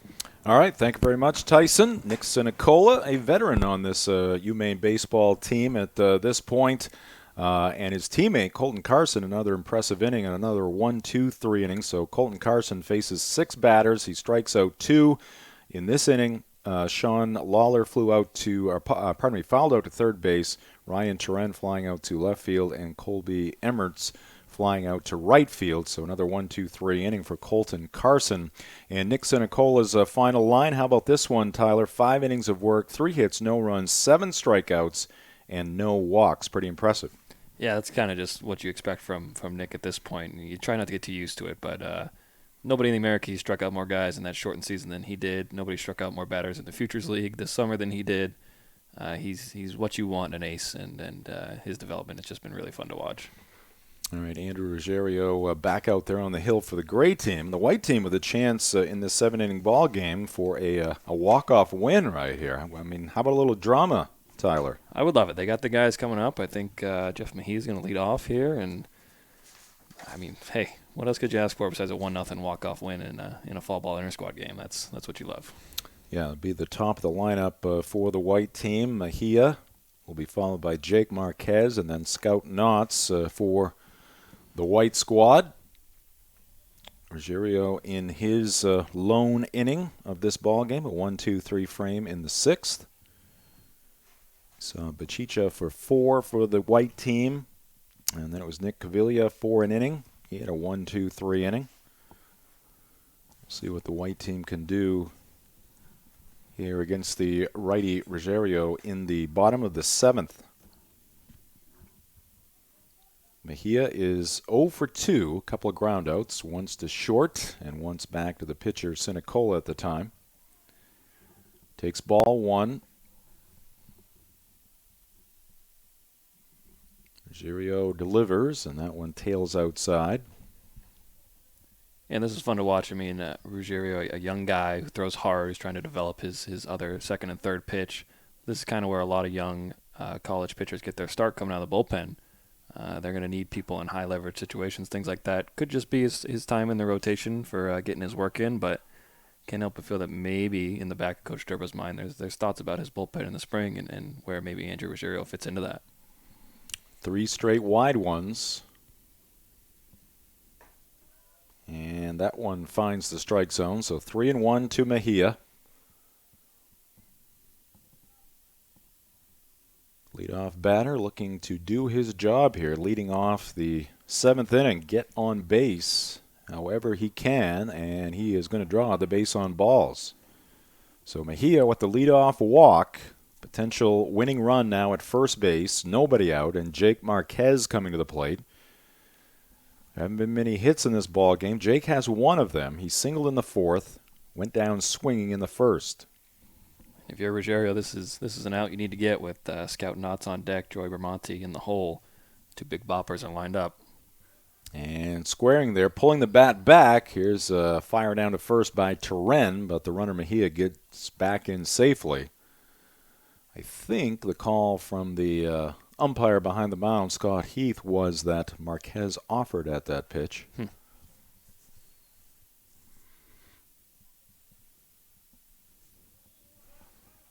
Marquez not showing bunt there as Ruggiero fired over to first base to check in on the base runner Mejia. We might see this Rapsodo device in front of the plate come into play here on a bunt attempt. Boing! Yeah, I wonder what the rules are here. And he offered at another pitch on the bunt attempt. So the number 2 batter, Marquez, will be trying to redeem himself here after a couple of failed attempts at a sacrifice bunt.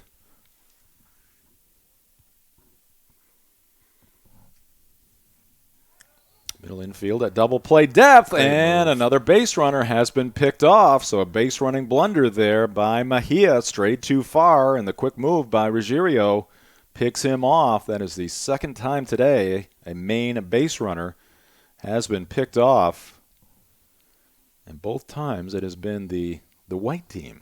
Stella, back in the 3rd, was picked off at second base by Sinicola. Ruggiero does the honors here with Mejia at first base in the 7th. That's just a high IQ baseball play there by Ruggiero. You see the first 2 bunt attempts don't go down. You know they're trying to get that guy in a scoring position. Got Mejia twitching just to his right, just enough. Lawler slapped on the tag, easy out. 1-2 pitch, and the bender stays inside. So little gift there to Marquez and the white team. He takes it off the left shoulder, and he will replace Mejia at first base. So Mejia the walk, he gets picked off. Marquez hit by the pitch. He's now at first base, and it's going to bring up Scout Knotts, the DH. Yeah, that's where the 2nd and 3rd pitch for Ruggiero come into play. That was a breaking ball that just didn't break. The old cement mixer. Gifted him back there, base runner on first. Next delivery by Ruggiero, misses wide. Scout Knotts 1 for 2, singled in the 1st. Quick toss again. Marquez back in safely with the head first dive.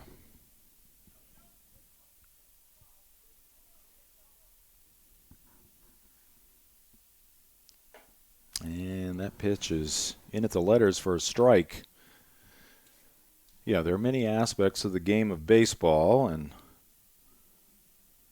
certainly the Black Bears have done well in some of those areas. They've also struggled in some of those areas. There's a very hard-hit baseball stabbed by the shortstop. They throw to first, and that will be a double play. So Knotts hits a rocket, but he's going to line into a double play. And we will continue on here at Mahaney Diamond. Extra innings coming up. This is Black Bear Baseball.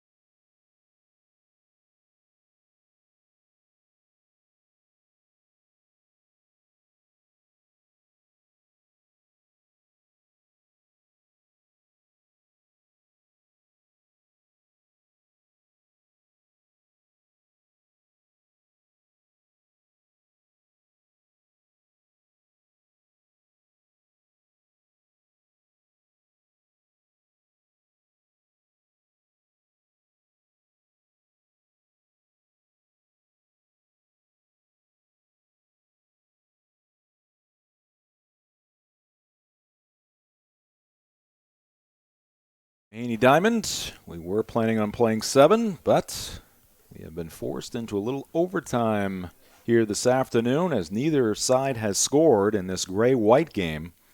Colton Carson back out for his 3rd inning of work. His first 2 have been very impressive as he pitches for the white team in this matchup.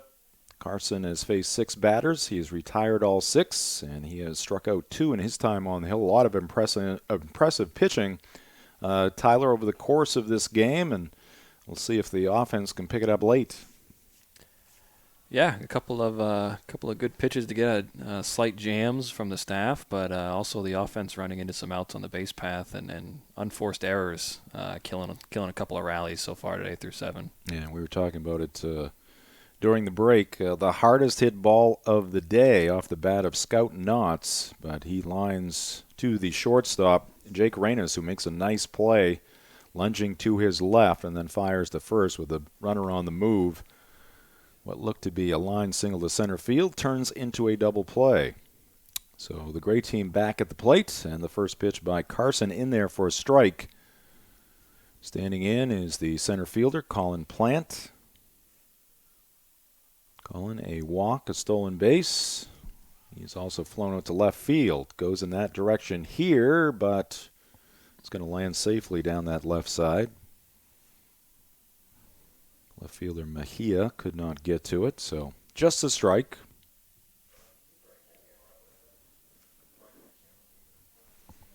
Plant, Colin Plant will be followed by Jack LeBlanc and then Zach Breeden, 6, 7, and 8 in this gray lineup. Breaking pitch, stays high. Yeah, I was going to make a point. We were talking about the pickoffs and base running overall is an area of opportunity as that foul ball goes whizzing by over the press box here at Mahaney Diamond.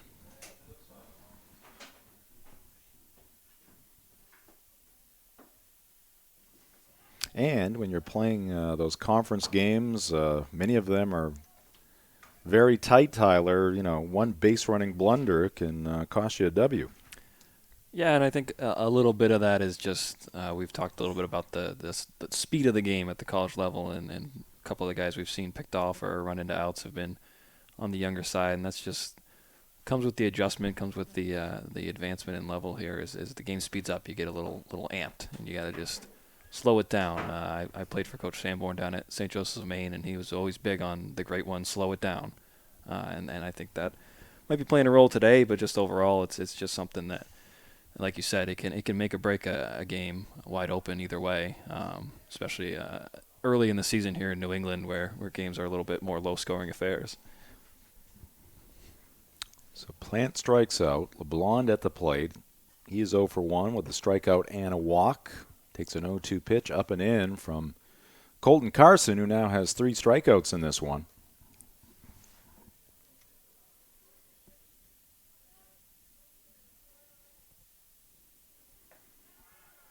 And that pitch is in there for called strike 3. Breaking pitch from Carson. Strikeout number 4 for the tall righty. And the impressive pitching continues for the Black Bears here today. And they're all Black Bears. That's the good news. Yeah, I think Maine's got a good chance on this one. The Bears will win. Zach Breeden at the dish now. Want to shout out to Miss Beth Breeden, who sent me a very nice email this morning. Very appreciative of our efforts here today, and just want to appreciate her back.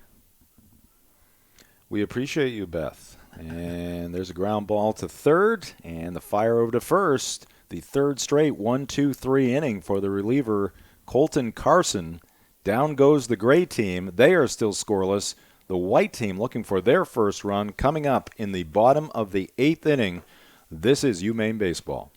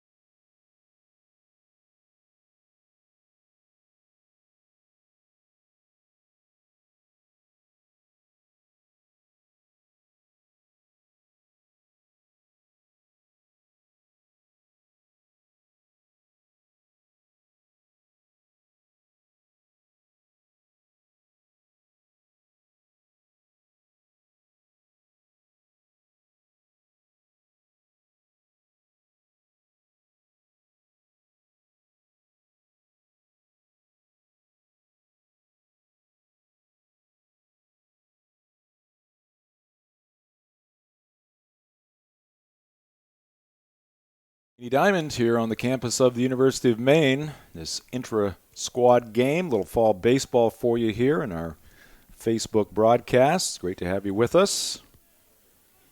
The sun has set. The lights are taking effect here at Mahaney Diamond as we move to the bottom of the 8th inning. Jim Churchill along with Tyler Neville, Tyson McHatton working the sidelines in this one. Yeah, shout out to our whole crew here working today. It's all people from our office. We weren't allowed to hire student work studies or anything like that, bring in any outsiders. So, Bryce Colbeth, Ronnie Gillis, Logan Desmond down there on cameras. Appreciate you guys. Appreciate your work. I think it's been going pretty well. Not too bad. Quickly 0-2 to the man leading things off here in the 8th for the white team. It's going to be the middle of the third of the lineup. Bramante, Williams, and Goodman. Here's a fly ball to right. Struck well there. Going the opposite way was Joe, but it's going to be hauled in out there in right field by Jamie Cabral.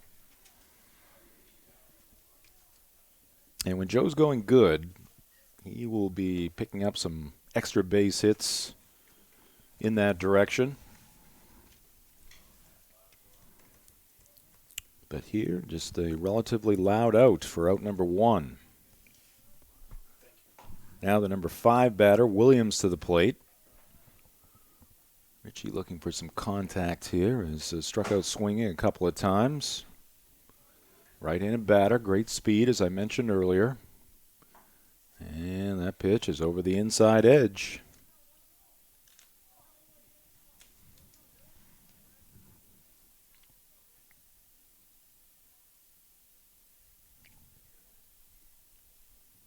Ruggiero drops in a beautiful bender right there, buckling the legs there of the batter Williams, and he is caught looking. 2 up, 2 down here in the 8th, and it's going to bring up Connor Goodman. Connor, the second baseman for the white team. He has flown out twice, once to center, once to right.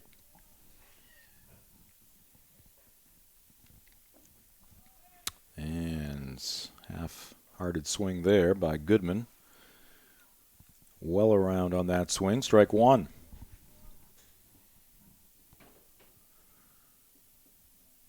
He wanted to, and then he didn't want to, but it was too late. And he rattles one towards the middle, and that's going to get underneath the glove of Reynes on into center field, and a 2-out base runner for the white team. Goodman on at first.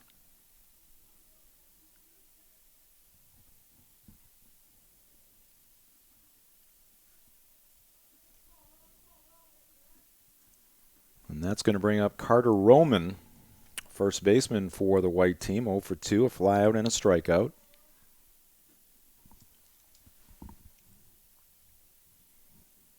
And he lines one to right field. That's going to get down for a base hit. Hitting second base, heading for third is Goodman. Throw in, and relatively close, but sliding in ahead of the tag is going to be Goodman. And on the throw, steaming into second base is Roman. So second and third here in the bottom of the 8th inning. The white team looking for just one run. It would be the only run in the ball game to pick up the extra inning win. Yeah, back-to-back pitches up in the zone for Ruggiero there.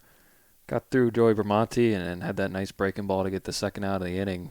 Might have took his foot off the gas just a little bit. Left a couple balls up in the zone. It's going to be key for him to kind of zone in here as Coach Kiefer comes out to have a little chat with him. A trip to the mound here with runners at second and third. There are 2 outs. And the biggest batter of the ball game here in extra innings, Joe Stella, 1 for 2 with a double. First base is open. Not sure how strategic they're going to get here. Are they going to the bullpen? Yes, indeed, they are. So the gray team, the call has been made. And we'll take a quick break here, and we'll come back with the details on the new pitcher for the gray team in this gray-white game. Fall baseball, University of Maine style. This is Black Bear Baseball.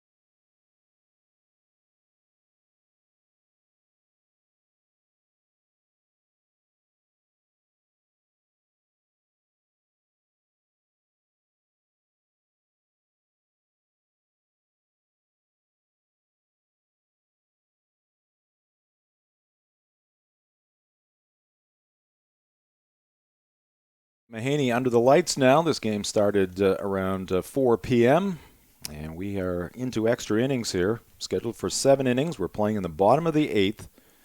First 2 batters were retired here in the 8th for the white team. Joe Monte flying out to right, Richie Williams striking out, but then a single for Connor Goodman. Another base hit by Carter Roman.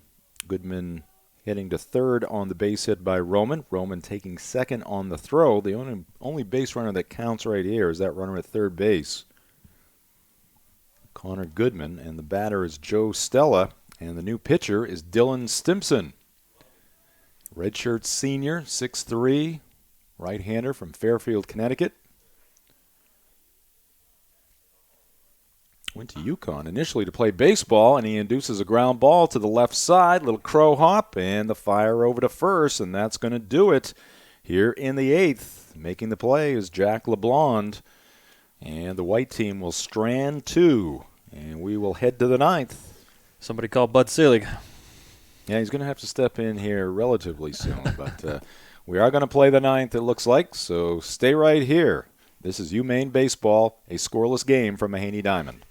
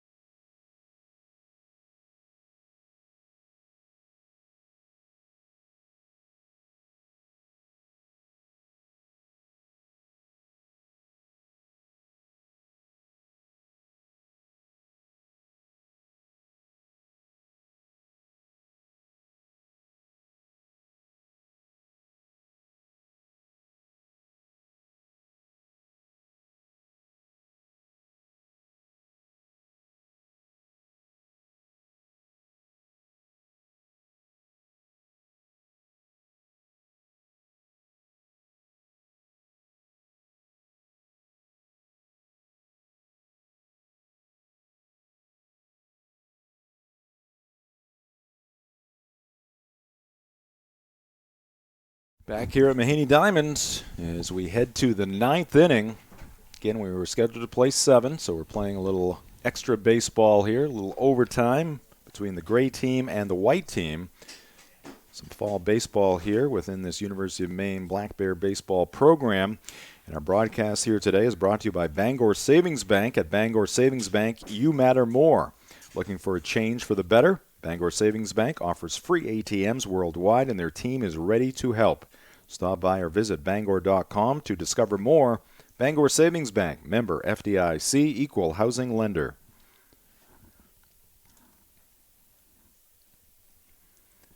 Colton Carson still out there for the white team. As he gets set to work in his 4th inning. He has been perfect through the first 3.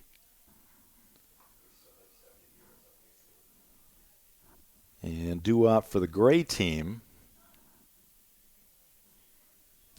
Jamie Cabral, and he'll be followed by Brogan Cyr Belanger, and then top of the lineup in Quinn McDaniel.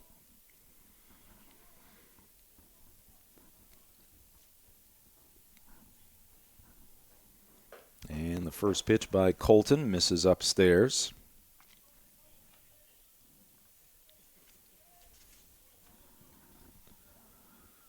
Jamie is over 2, a couple of strikeouts, and that pitch runs in on the right-handed batter. 2 balls and no strikes.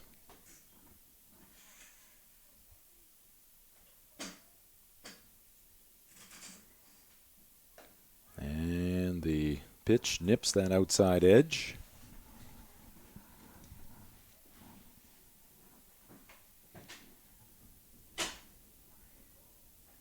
Two-one delivery by the big right-hander. This one is skied. Again, down that right side, fading into foul territory, and unable to make the play out there is the right fielder, Alex McKenney.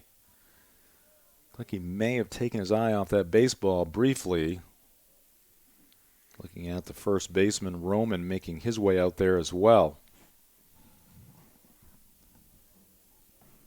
Second baseman Connor Goodman in the vicinity also.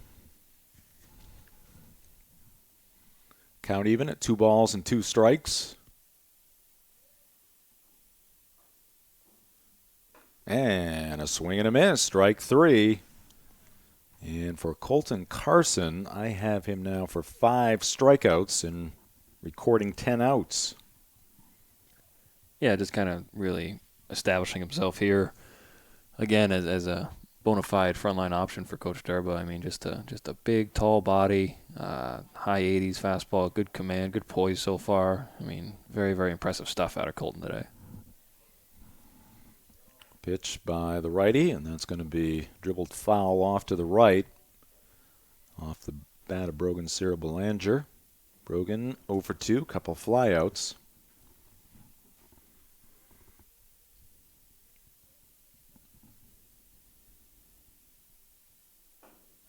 And that pitch is in there for strike 2, outer half.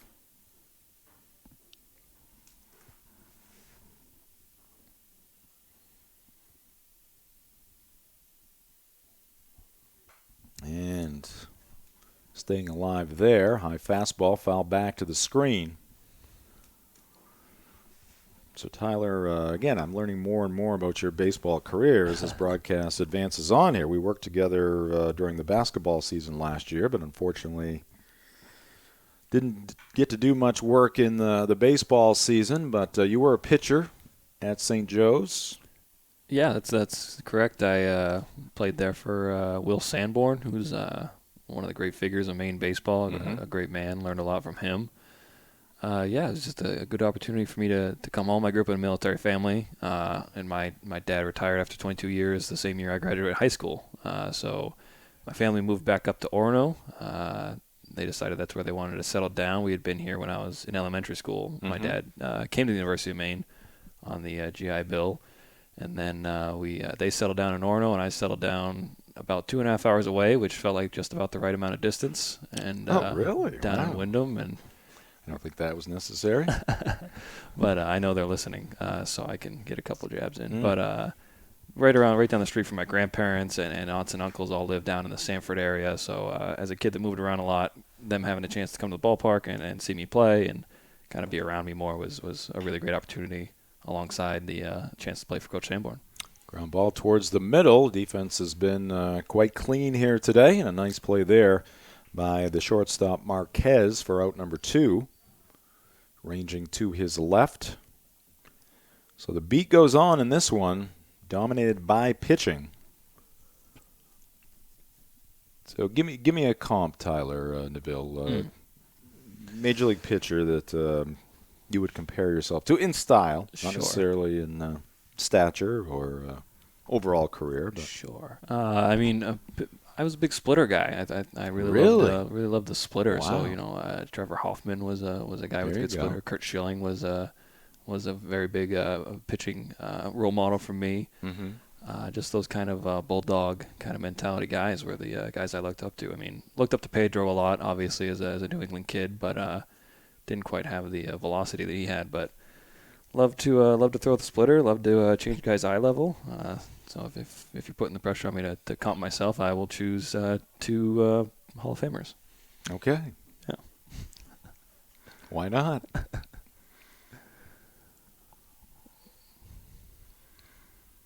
Two outs here in the top of the 9th. Carson leans in for the sign. He has it from Caverly. Right-hander deals, working from the stretch even with the bases empty. Now, did you do that? A lot of pitchers do that, especially out of the bullpen, obviously. Even with the bases empty, they go from the stretch. I had a wind-up kind of similar to, David Price is a guy that does it, who kind of starts kind of closed off like that. So kind of a mix there. But I like the rhythm of a pseudo kind of wind-up. I couldn't do the same thing over and over again. Our first pseudo of the ball game, and there's a called strike. Colton Carson, 4 perfect innings, 12 batters faced, 12 batters retired for the right-hander from Paris, Maine, and Oxford Hills High School. We go to the bottom of the 9th in this intra-squad matchup, Gray versus White. Still 0-0. This is Black Bear Baseball.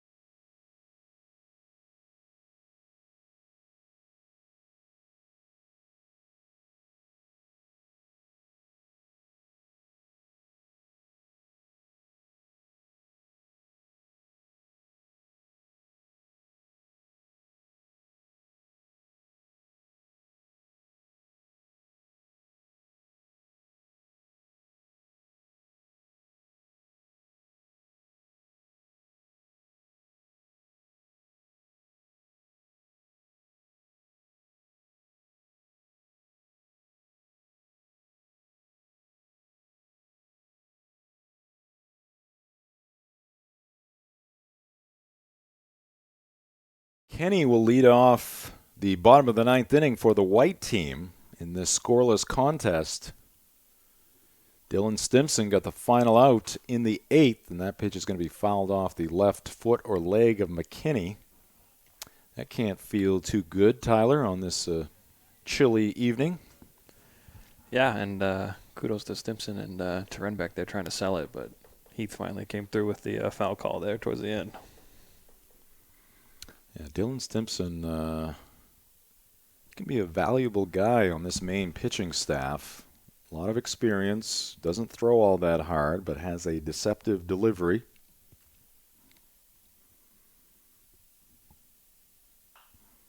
Changes speeds off his lack of speed, but doesn't take much to throw a batter off. So Stimson, probably not a guy you leave out there too long, but if he's facing, well, I guess maybe one time through the lineup, but probably more like a 3, 4, 5, maybe 6 batter face type of guy. Yeah, and I think you need a couple of those guys in your bullpen that you can bring in. You know what you're going to get. You're going to get some poise. You're going to get strikes thrown, and they might not be the most dominant guys, but they'll get you through an inning or two. And Stimson is definitely that guy. His best ability is availability. He's a guy that can throw back-to-back days consistently and throw strikes, get outs when he's on. Misses with the 0-2, 1-2 to McKinney. Alex will be followed by Connor Caverly, the catcher for the white team, and then Jeff Mejia in the top of the lineup. And feel very deep here with nobody out. Bounder left side. That's a foul ball, so the count holds at 1-2.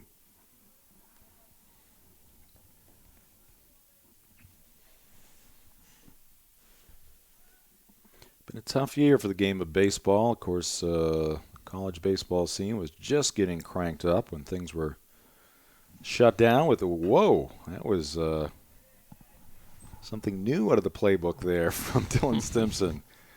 Kind of rocked back and then came from the side.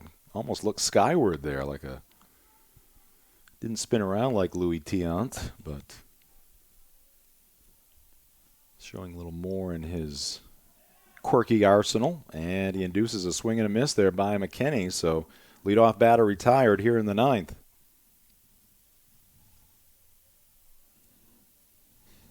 Where was I going before that delivery by Stimson? Talk about how much this year sucks for baseball. Oh, yes. Yes. Well, it is a forgettable season for baseball. But anyway, college baseball came to a halt. We know spring seasons, including baseball and softball, obviously, here in the state of Maine and certainly elsewhere all over the country, was shut down as well. No minor league baseball. That's a sad thing. And, of course, just a 60-game regular season at the Major League Baseball level. And they are now in the postseason.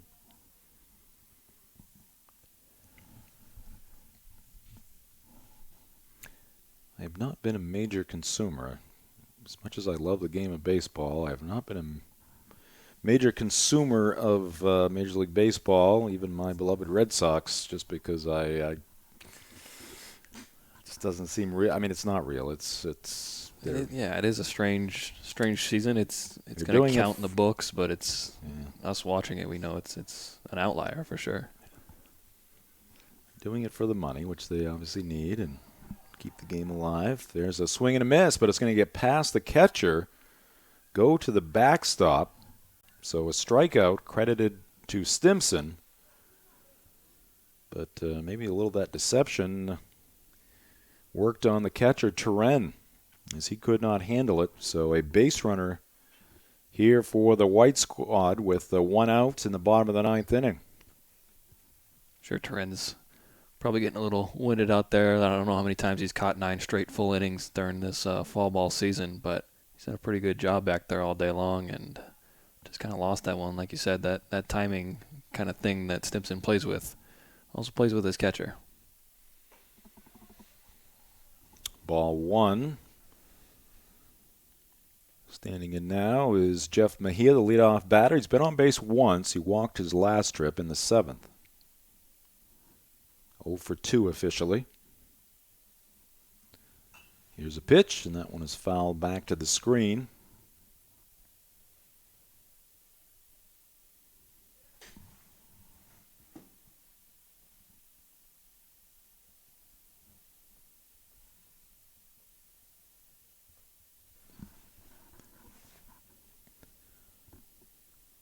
Dillon takes a peek over at first base. Here's his pitch, and that one is rattled through the right side. Caverly will stop at second as he checks in with his third base coach. Throw comes in to third. Runners at first and second here for the White team, and they are threatening once again here in extra frames. Mejia from the leadoff spot has now been on base twice. 1 for 3 with a walk. And it's going to bring up Jake Marquez. He's been on base twice as well. Singled in the 4th and was hit by a pitch in the 7th. Trying to find a hole out there and give the White team the victory. Is there a trophy or anything, Tyler? I don't think we had time to put together a trophy. That's year 2 project, I think. All right. But there is a lot of pride on bragging the line. rights, ego, pride, call it what you may, a metaphorical trophy. Stimson fires, and that pitch just missing. Turen giving Scott Heath an extra look.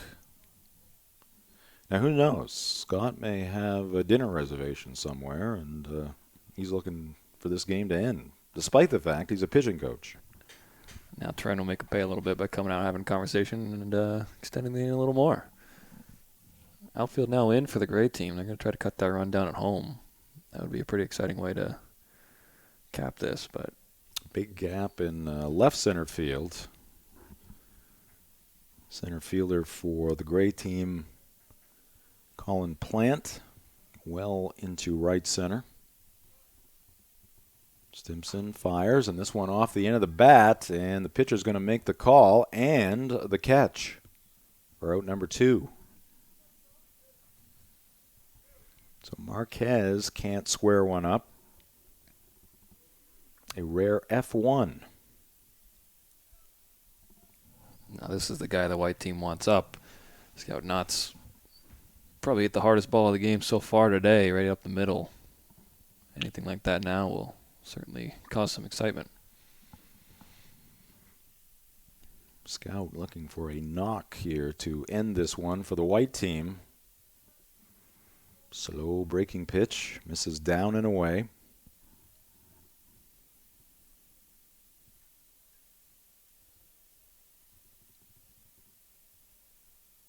Scout's got a big hole on the right side. First baseman playing deep to help with the range, as is the second baseman here with 2 outs.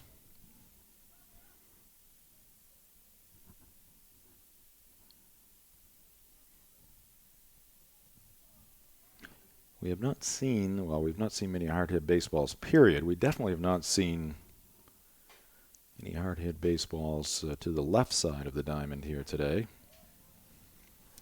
And Knotts taking that pitch.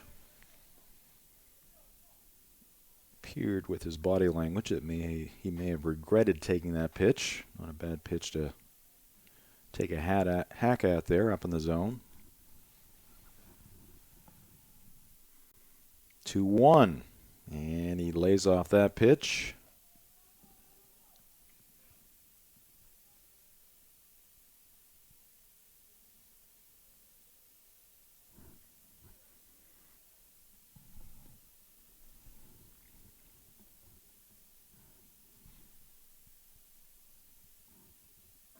And that pitch is down and away.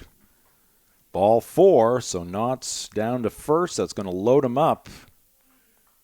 The potential winning run now just 90 feet away with the cleanup batter, Joe Bramante, coming up.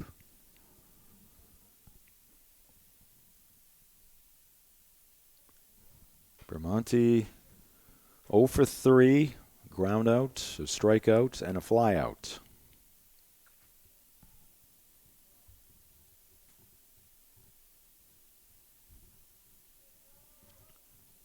Right-handed batter points the bat at the pitcher, Stimson. Dillon the set and goes down under there, and that ball is fouled to the right side. Get in on the hands of Joe. He fought it off. Soft line drive.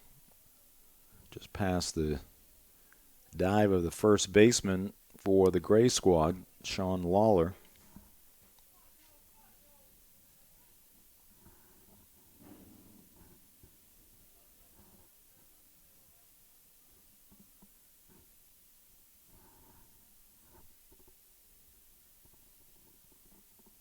A 1 pitch coming up. Here it is. And it's outside, 1-1.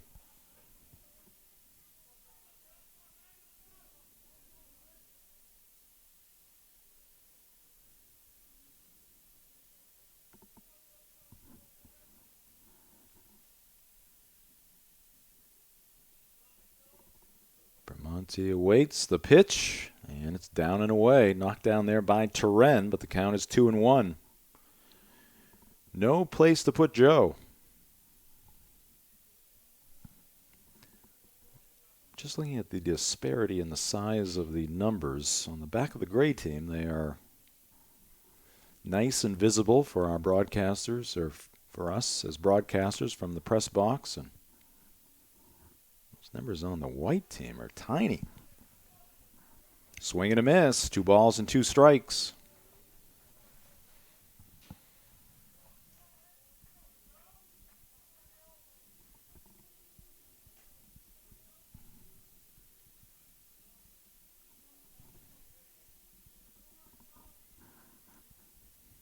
Runners get their leads at first, second, and third, but again, the only one that counts is that man at third base, Mejia.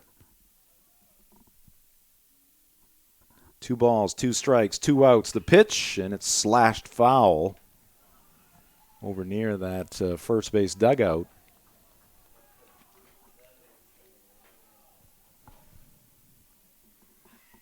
I'm a little out of sorts here today, Tyler. I'm not in my normal cozy confines of the end booth. Yeah, weird setup here today. We're separated by a wall. I'm in this room by myself. Feels like I might have dreamed this. But, you make do with what you can in fall ball. We're not doing the game from an office with monitors. Which, I got to say, the broadcasters that have had to do that, and I've listened to a number of them, Doc Emmerich doing the NHL games, Sean Grandy, Cedric Maxwell doing the Celtic games from the Celtic locker room, actually, using monitors there. Red Sox broadcasters doing the same. It really, if you're just listening to the game and you don't know where they are, it hasn't been all that noticeable. Right. I think there was one situation where the bases were loaded for the Red Sox and Joe Castiglione who's done a great job. But in this particular situation, it was a ground ball down the line. It turned into a double, base clearing double for Rafael Devers, and Joe kind of couldn't keep up with the base runners that were scoring. That's the only obvious case where, that situation, understanding the reality where it's really stood out. All right, here we go. Full count. 2 outs. Joe Bramante awaiting the pitch from Dylan Stimson. White team looking to win it right here. And it's going to be topped back to the pitcher, Stimson. He slings it over to first, and that will retire the side. The white team kept off the board. And we are still tied at the end of 9 innings. And looks like we might end in a tie here. No, we got some white players coming out on the field. Some of the white team coming out on the field, and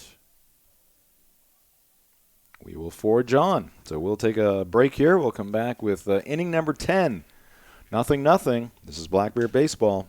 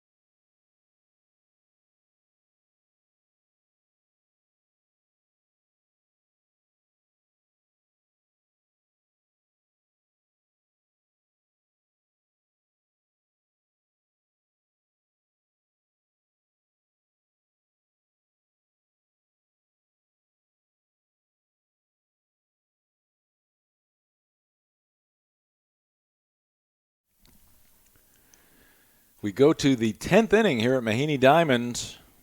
Gray team, nothing. White team, nothing.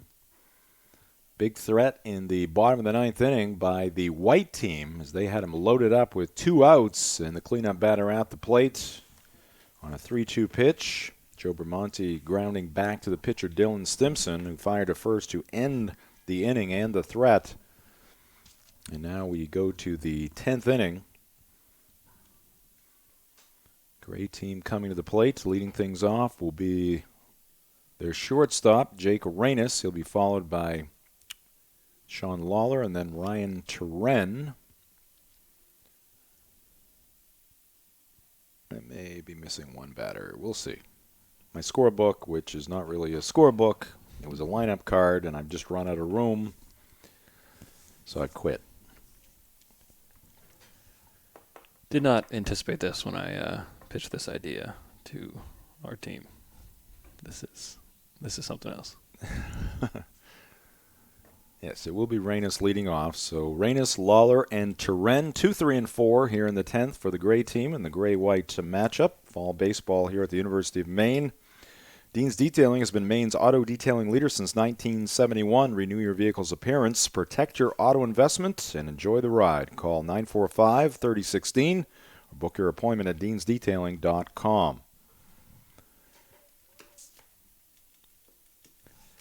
And Jim, it looks like they will start with a runner on second here as Durbo throws us a bone here, tries to speed this up. Well, in the 2020 Major League Baseball season, that has been the case in extra frames. This is our 3rd extra inning, so the head coach making the executive decision So out at second base is Quinn McDaniel, and I can't remember the rule because, again, I've not been a huge consumer here in 2020. Waiting for 2021. I'll be ready. But is it the person who made the last out in the previous inning? Guessing? I believe that's the rule in softball, at least. I'm not sure. Something like that. I Yeah. think that must be the case. So McDaniel at second. Reynes the batter. Colton Carson still out there. 4 perfect innings. Put in a tough spot here. He's be tough luck if you ended up the loser after throwing 4 perfect innings and then they put a runner at second base to. Oh, nice bunt here by Reynes, and that's going to put the runner at third base. No play for Caverly as he came out to grab that baseball from behind the plate. Just very well placed there by Jake Reynes. So now, first and third, nobody out for the gray side. Today's game brought to you in part by UniFirst, proud supplier of uniforms to the University of Maine and businesses throughout the state for over 30 years.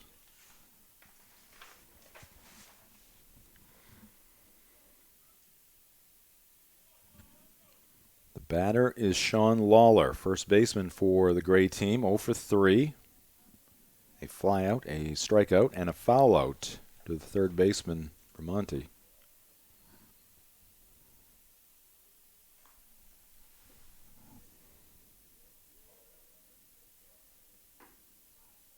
Fastball in there for a strike.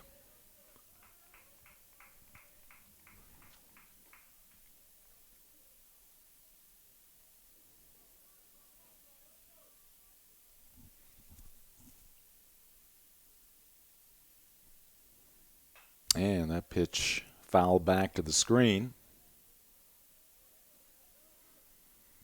Of course, another athlete from Oxford Hills High School had a pretty good career at the University of Maine. It just concluded earlier this year. Andrew Fleming with UMaine men's basketball. Of course, you were documenting a lot of his work as you work with men's basketball, Tyler. Yeah, that was a great experience last year, getting to go on the road with those guys, go to every game, see them get better and better as the year went on. Andrew Fleming, I mean, statistically one of the best basketball players we've ever seen in Orono. Just a real great kid up and down. Now his younger brother Maddie's in town, so the Fleming era is not quite over. They put him in the number 0 jersey as well, so it's a Band-Aid, but we will miss Andrew. Lawler hanging tough against Carson here. 0-2 the count. And Matt, of course, played at Oxford Hills and then finished up his high school basketball career at Bangor High School. Went to Army, but now returning to the state of Maine.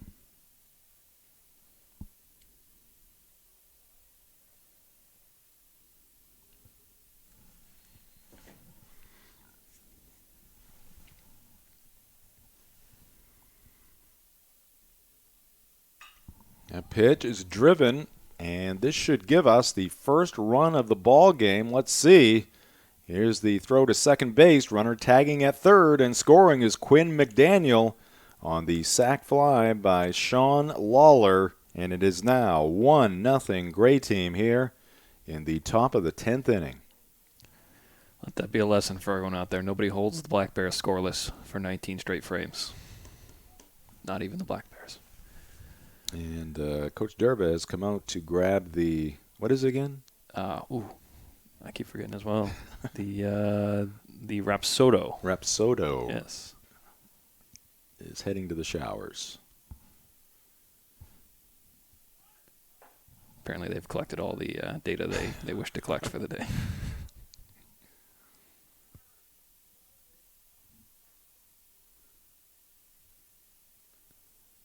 Yeah, I got some data here on some of these pitchers today, and they were good. So again, Carson right now on the short end of the stick on the losing side as we had the runner at second base to start this 10th inning. Good job there by Lawler. He fought off some tough pitches. Was down in the count. Able to get a good piece of that baseball and drive it towards left center field and drive in the only run of the game so far.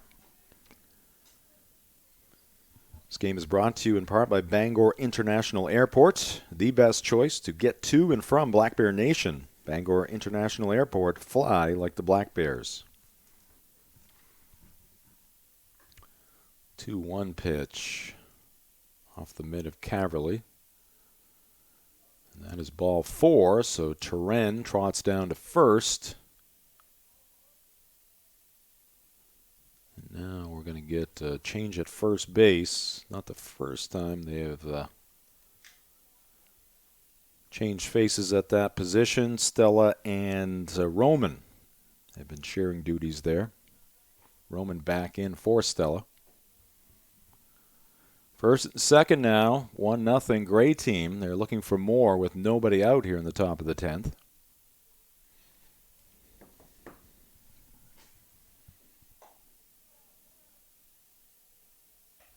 Colton missing there.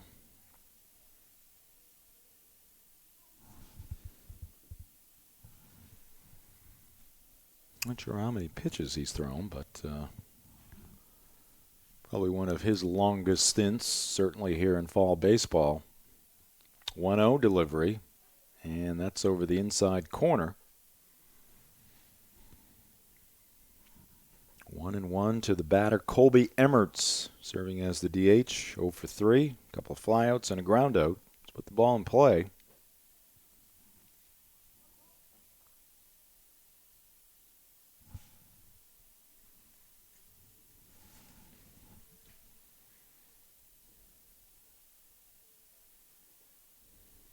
Colby back in that right-handed batter's box. Caverly the sign for Carson. The right-hander looks back at second. Now comes Plateward, and that pitch looked like it crossed up Caverly just a little bit there. He could not handle it. It goes to the backstop, and runners will advance to second and third, and still nobody out here in the 10th.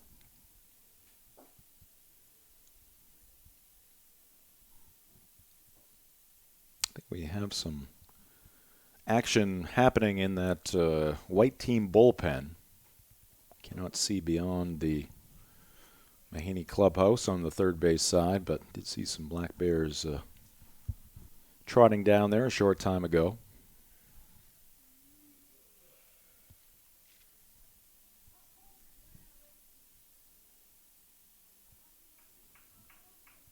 Emmerts levels the bat. Infield now pulled in, even with the green turf. Here's the pitch, and that ball is hit high to left field. Back again to make the catch is Mejia, but it's going to score another run. Second sacrifice fly of this 10th inning, and it's now 2-0 Gray team. So some things you're looking for, some situational baseball as you try to get better as a team, better as individuals, and a couple of players here in this 10th inning, Tyler, have been put in a situation with a runner at third base, less than 2 outs, and both have delivered. Yeah, it's nice to see those guys kind of get in those situations, even if they're a little manufactured and execute. I mean, that's the difference. We saw the white team had a chance earlier to move runners over by bunting and executing and little things like that, and they couldn't do it. And now the Gray team has stepped in and executed pretty flawlessly so far in this inning, a couple sac flies. Colin Plant, the batter. Number 6 in the Gray team lineup.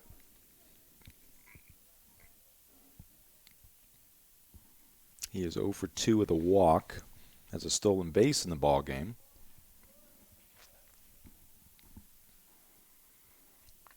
Cutting a miss there to make it 0-2.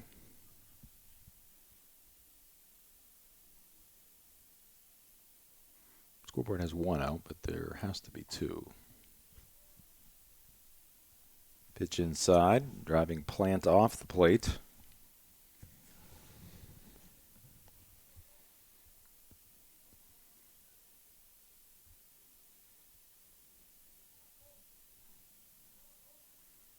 Carson fires, And that pitch upstairs, 2-2. This broadcast brought to you by Dunkin'. Fall into something comfortable at Dunkin' with all your pumpkin favorites, plus new drinks like oat milk lattes. Tyler's favorites, creamy without the dairy. Use the Dunkin' app for contactless ordering. America runs on Dunkin'. And Plant will go down swinging. That'll do it for the gray team here in the top of the 10th inning. They plate 2, and after 9 1/2, it is the gray team 2 and the white team nothing. This is Maine baseball.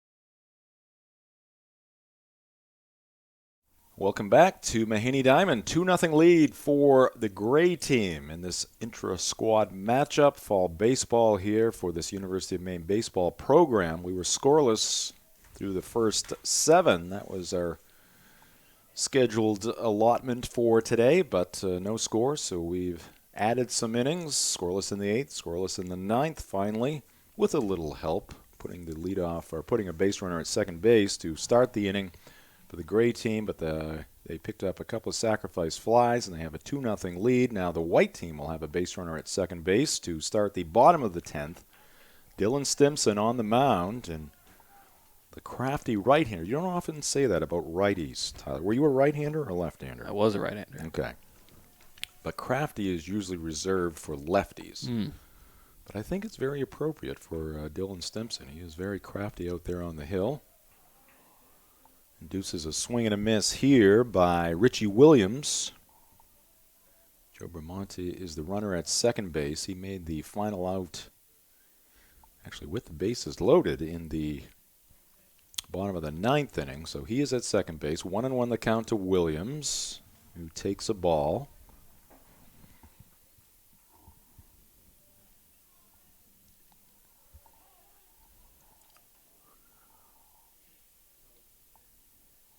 But Dylan in line for a win if he can keep the white team at bay.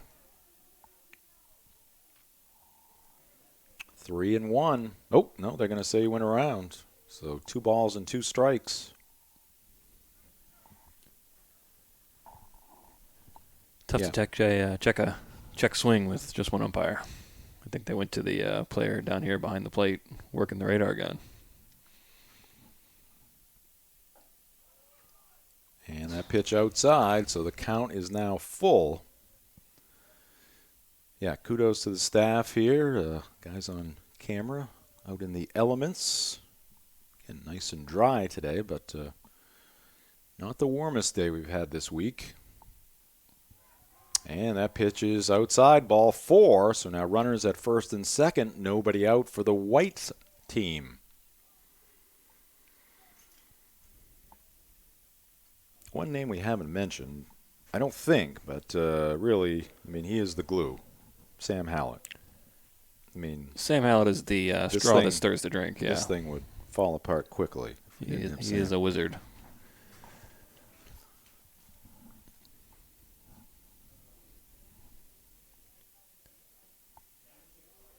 And here's a bunt attempt. Trying to lay it down, Connor Goodman, but he bunts it foul, third base side. Connor's 1 for 3. Trying to get a couple of men in scoring position where a base hit would get us even again, Tyler. That'd be great. Also, shout out to young Mr. Tyson Your McHatton. heart was out really there. in that. My heart is in appreciating Tyson McHatton getting on the camera for us as sideline reporter. Yes. Tie game would be fine, but it's 6:48 Eastern here. This is starting to turn into a Red Sox-Yankees kind of game. But hey, the people wanted Maine baseball. I'm giving it to you. They were delivered. The Nice bunt is down. Good job. Charging is LeBlanc. Throws to first, and it's not handled over there. And now we've got runners at every base. Third base was left open. I saw somebody running over there. That would be the shortstop, Reynes. Good effort there by LeBlanc to make the play. First baseman Lawler could not handle the throw. I don't think it was down in the turf. It was low, but now the bases are loaded. And coming to the plate for the white team is Carter Roman. Carter is 1 for 3. Pitch the right-handed batter over the inside corner for a strike.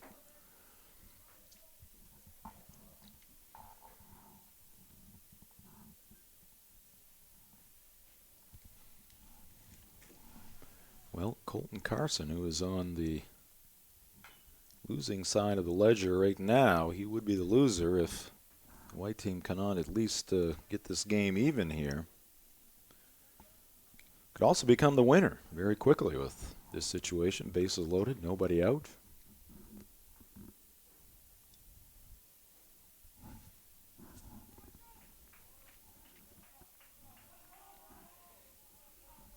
Stimson delivers, and it's fouled back to the screen.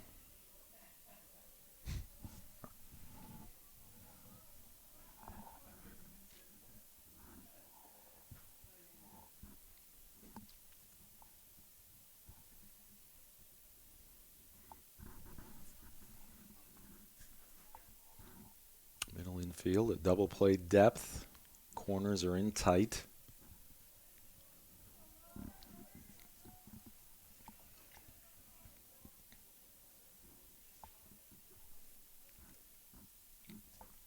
Senior Stimson delivers, and that ball is hit hard. Is it fair or foul? And that's going to be called a foul ball.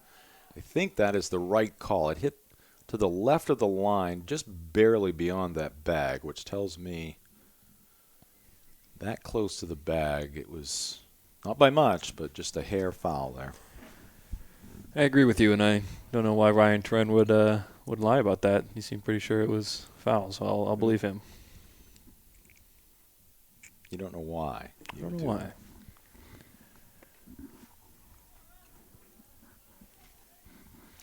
I'd say he's highly motivated to say that. 0-2 again, and a wave and a miss by Roman. Pitch working away from him, could not catch up to it. That is the first out here in the bottom of the 10th inning. Bases still loaded. And striding to the plate is Joe Stella.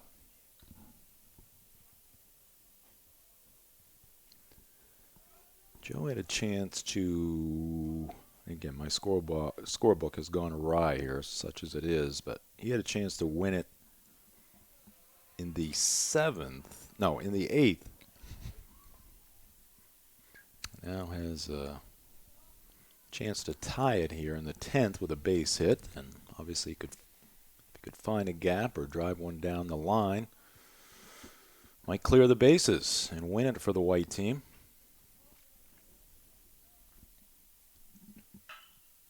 Drives this one to right field, but it's not deep enough. It's going to get a run in for the white team. Sacrifice fly by Stella. Scores Bramante, who was the runner put at second base to start this inning. So 2-1 now, but the white team down to their final out. good guy to have up for the white team here. And McKinney, Stimson had him all out in his front foot in his first at-bat against him with that slow delivery and changing speeds on him for McKinney to move way up in the box, try to get out on something, try to drive something in the gap here, tie it up. Alex lays off that pitch, takes the ball.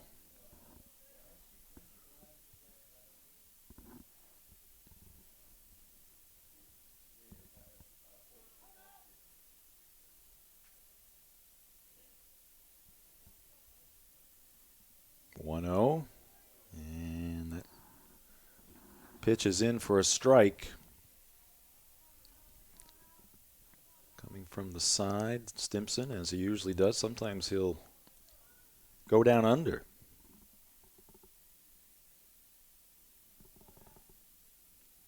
Slings that one up there, misses up and away. 2-1 to McKinney.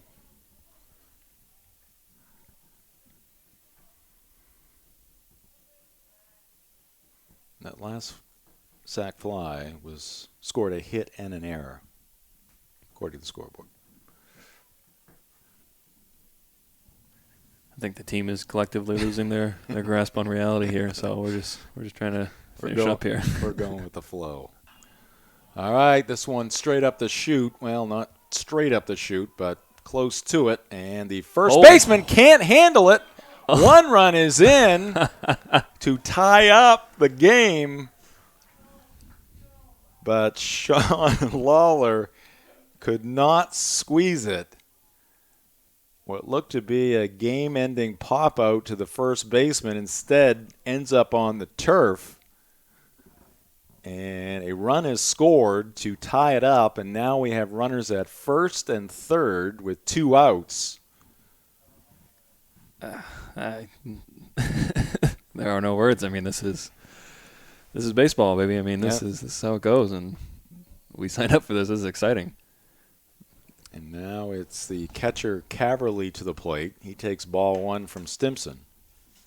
So no win, at least as of yet, for Stimson.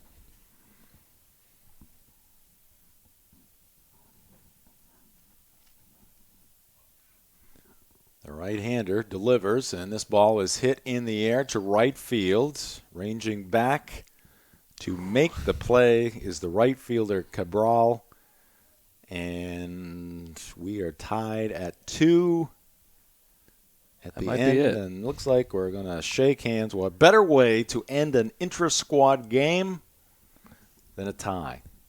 I mean, these guys are your brothers. So this game ends in a 2-2 tie. And yeah, it was just fun, Tyler, to be out here at Mahaney Diamond and see the Black Bears competing, albeit against each other.